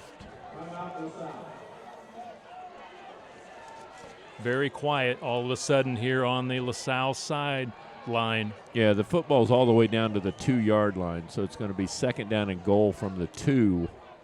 And LaSalle has not been able to stop. I would say this is Lane Morris territory right here. I would say one-on-one right over the center between the tackles and get him a touchdown.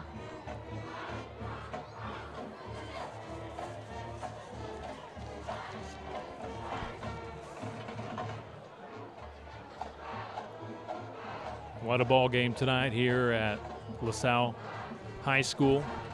Trojans trailed in the first quarter, regained the lead or got the lead for the first time in the second quarter, led throughout the third, and then here late in the fourth quarter, the Lancers jump back in front, but the Trojans respond, going in front by 4, and a chance to add more here late in the ball game. It's been a really, really good high school football game.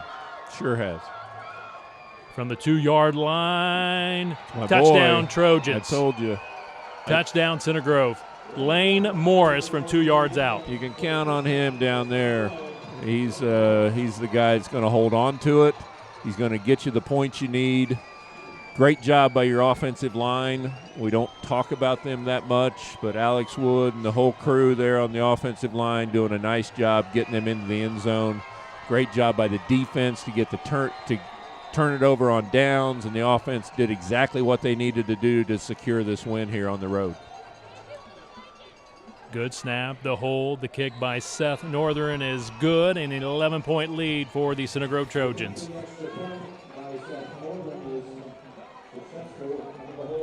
(48-37) Trojans, 2:44 to play. Few people starting to hit the exits after that touchdown, but as I mentioned, it's been a great football game. I mean, we drove all the way over here, and I've been very entertained by LaSalle. Has a number of great athletes. Their offense is fun to watch, the way they move the ball up and down the field. Center Grove, the last 3 quarters has been the type of team that we've watched all year.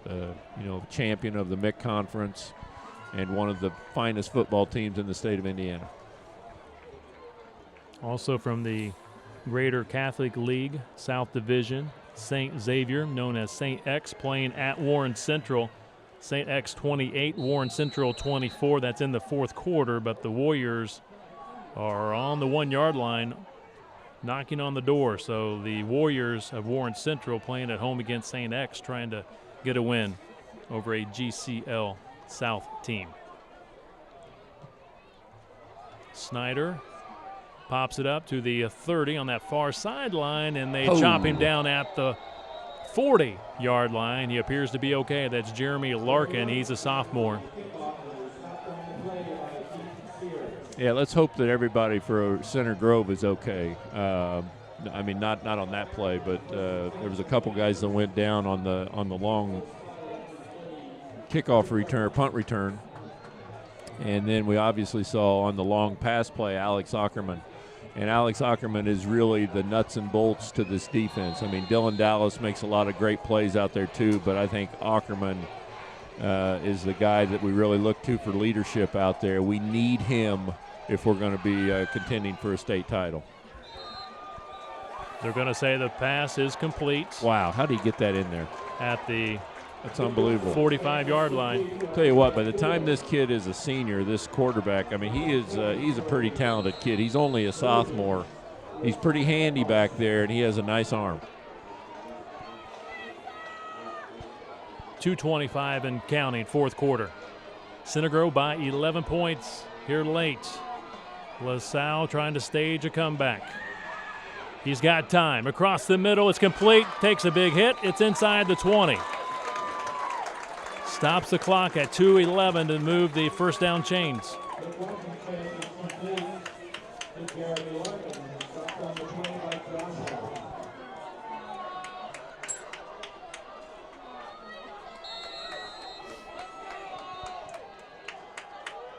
.28 yards to Larkin on the pass play. Watson avoids two tacklers, a third tackler. Now they chase him. He runs out of bounds at the 10-yard line. Well done by a sophomore, stopping the clock with 1:58. Yeah, he'd have been better off just throwing it away. I mean, at that point in time, the yardage means nothing. I mean, you're not trying to pick up first downs. You're trying to save time. I mean, even if 5 seconds rolls off the clock, you need to just throw it out of bounds and get rid of it and give yourself another chance to throw it into the end zone. At this point in time, they need a score, an extra point, and an onside kick. Watson throwing it up to the end zone high. This time, I think he threw it too far, and he does. Incomplete pass. Stops the clock with 1:53. Ted, one of the all-time Center Grove greats, J.B. Paxson.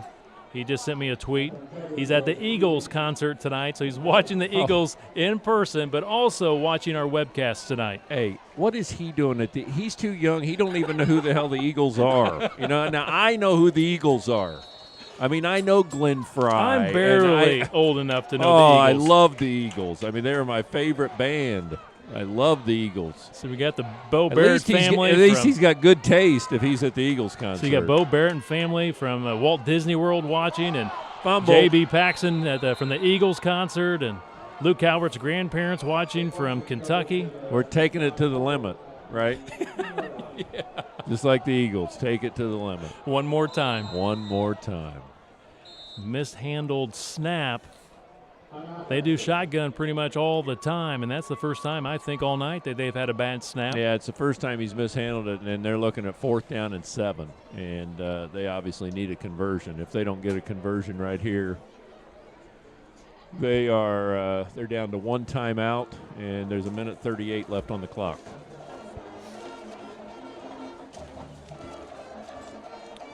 Special thank you to Jets Pizza for providing our pregame meal. It was something we needed when you're traveling 2 hours away from home. Jets Pizza located on State Road 135 in the Colby Shops just across from Bonefish Grill. Jets Pizza is open daily for lunch and dinner. Give them a call, 317-881-JETS. For pickup or delivery, Jets Pizza, life is short. Eat better pizza. They got to get a first down or a touchdown right here. 4th and 8. Anything short of that, Center Grove, this one's in the book. Going to the end zone. It is incomplete. Knocked away. Going to his number 1 target, Derek Keefe at 6'6", and this time the Trojans secondary making the big play. They knock it away. Can't see who was that, 31? Aaron Hunt. Yeah, he senior. did a nice job of stepping in and not allowing Keefe to go up over the top of him. He did a nice job of stepping in, knocking the football away, and Center Grove going to come away with a well-deserved, very well-earned victory here on the road here in Cincinnati. A gutsy win by the Trojans. 2 heavyweights here tonight.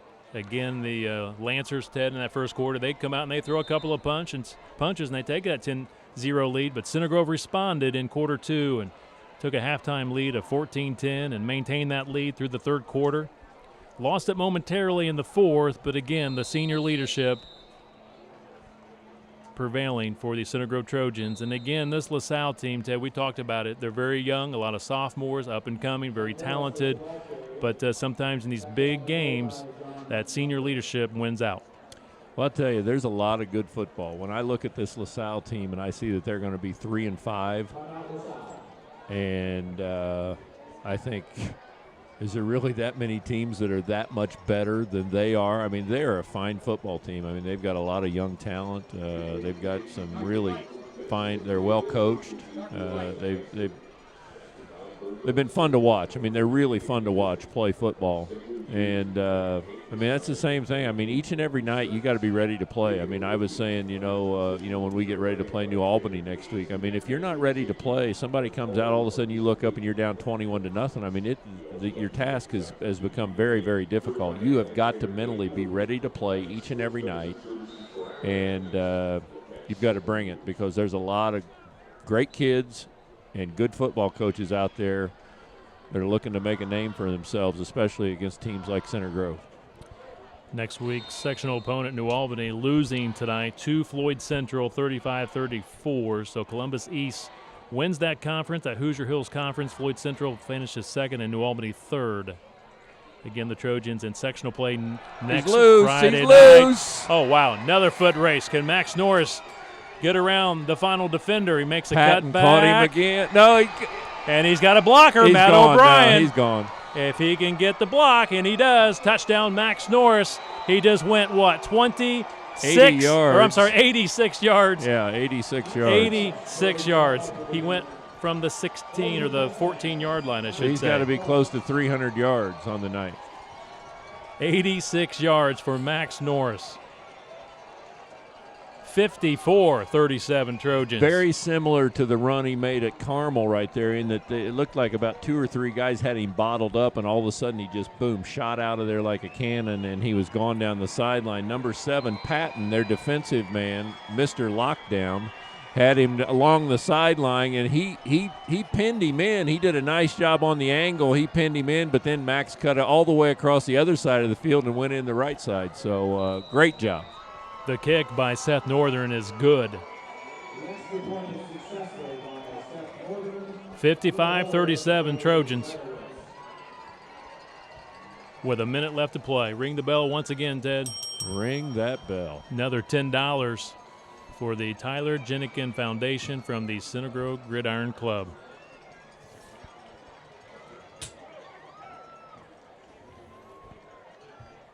Nice job by everybody. Nice job by the fans. They made the long trip over. They're still here watching their Center Grove Trojans play football. They love to come watch the Trojans play football. Great job by the kids. And as usual, Eric Moore and his staff have done a stellar job of getting this team exactly where it needs to be as they get ready to fight for another state championship. Ted the Rocket tonight, Max Norris, 13 carries, 294 yards, 3 touchdowns. He's averaging 22 yards per carry. Maybe we can kick this onside. We could recover, and then we give it to him, and he can get over 3. No, okay. Maybe not. Maybe he not. He needs 6 more yards for 300. What a night for Max Norris. Pop-up kick to the 26-yard line, reversing field, and they'll tackle him at the just shy of the 35 at the 34-yard line. 52 seconds to play here in tonight's ball game. And, Ted, it's been a fun game to call, let me tell you. It's been up, it's been down, it's been a lot of scoring. It's, again, a lot of points on the scoreboard tonight. I mean, with 5 minutes to go, we're looking at them, like, taking the lead. I mean, it's we've scored twice here in the last couple minutes to, kind of blow it wide open. But it's been a very, very entertaining game. Enjoyed it.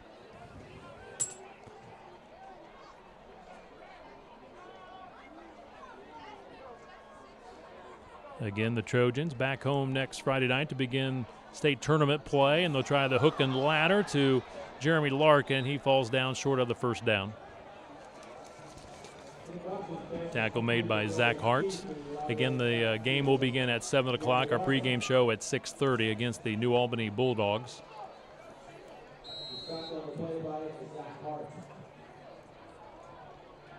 "25 seconds left. Clock's running.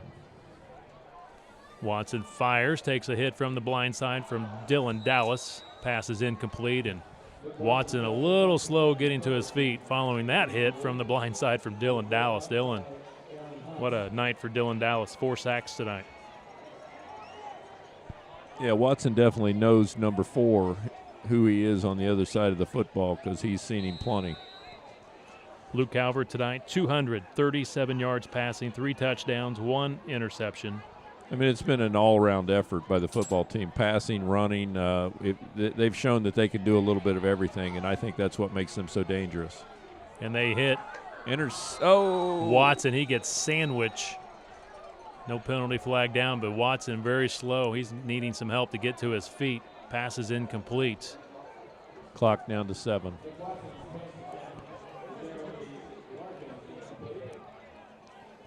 Dylan Dallas, 4 sacks tonight.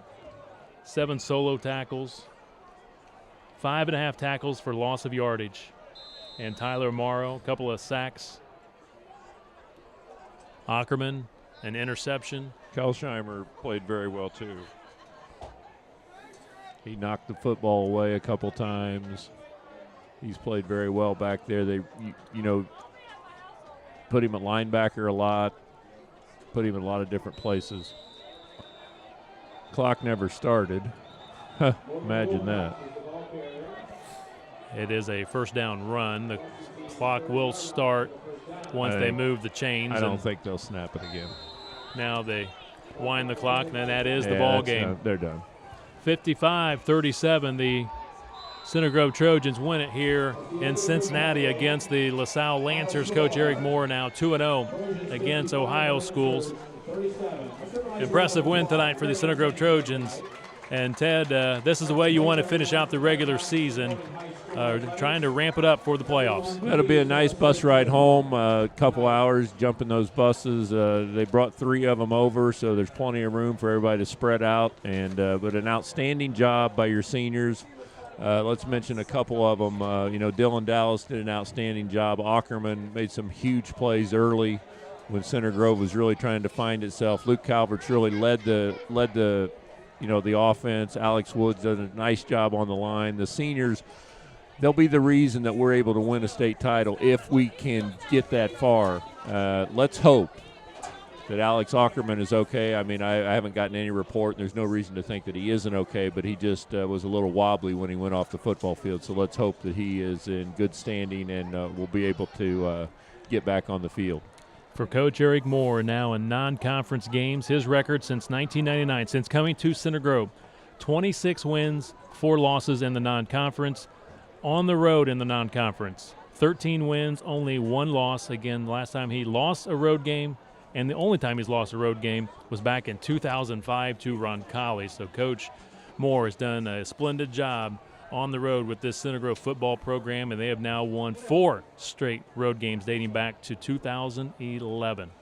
Well, stay tuned. Coming up next, we will have our post-game show. Again, the final score tonight from Cincinnati, Ohio, 55-37, Center Grove over LaSalle. This is Center Grove Trojan football.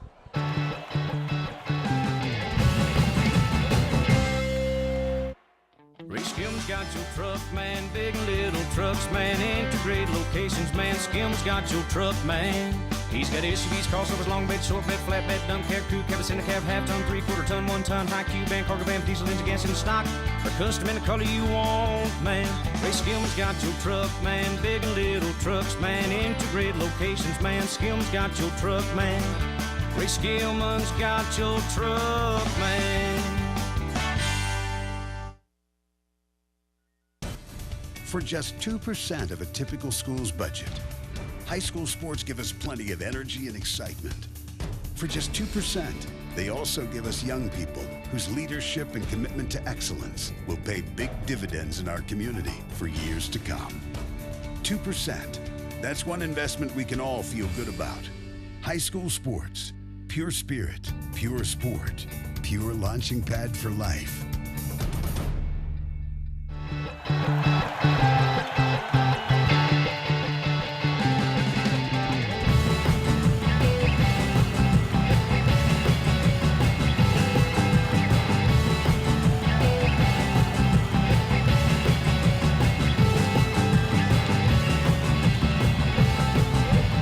Welcome to the Global Financial Solutions postgame show. Global Financial Solutions, a proud supporter of Center Grove Trojan football. President Bob Hoffman has been providing financial services in the Greenwood Center Grove community for 12 years. Bob specializes in investments, retirement planning, 401k, 403b, insurance, money management, and annuities.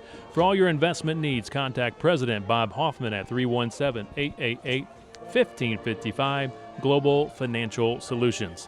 Kevin Conrad, Ted Kitchell with you on the postgame show back here one last time at LaSalle High School in Cincinnati, Ohio. The Center Grove Trojans, in a high-scoring affair, hold off this LaSalle team, winning 55-37 for the Center Grove Trojans. They conclude regular season play with only one loss on the year. It's an 8-1 record this year for the Trojans, and Ted, the Trojans this year undefeated on the season, and for Coach Eric Moore now, he has won 9 straight football games on the road dating back all the way to the 2011 season. But again, Ted, the Trojans did not panic tonight. There were times where they were down in the first quarter, down in the fourth quarter, but they came back, made plays, and got the win. Yeah, they sure did, and I just think it shows a lot about your coaching staff, and it says a lot about your seniors and your leaders out there that they have a lot of confidence in each other. Even when things weren't going right, they knew that Eric and his staff would make the adjustments needed, and they did. And we knew something was going to have to give tonight because this was a team that they come in averaging 37 points a game, and they got 37, but the problem was LaSalle gave up 55 tonight. So Center Grove, a high-powered offense, they can score on you. You know, they showed tonight they can score on you passing the football or running the football. They were very, very efficient in both areas, and they're a very good football team and have to feel good about themselves as they get ready to go after a state championship. Ted, do you want to venture a guess on total yards tonight offensively for the Trojans? I would guess 750. Very close, 639. Yeah, there was a bunch. I knew passing, and I mean, one guy alone had 300 almost. So it was a big night for the offense. For Max Norris, he actually had 13 carries for 308 yards. That's but he had a 14-yard loss, so that's why he ends up at 294. So again, Norris 294 yards rushing, 3 touchdowns. His long tonight was 85 yards. Luke Calvert, 237 yards passing, 3 touchdown passes. His long tonight was 78.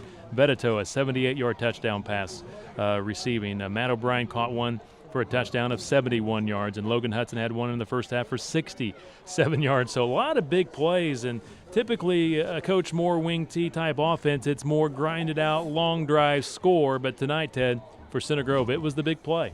Well, and that's, I mean, I think that he needs to just be willing to open it up once in a while. I mean, you can always go back and run the wing T because they run it better than anybody around.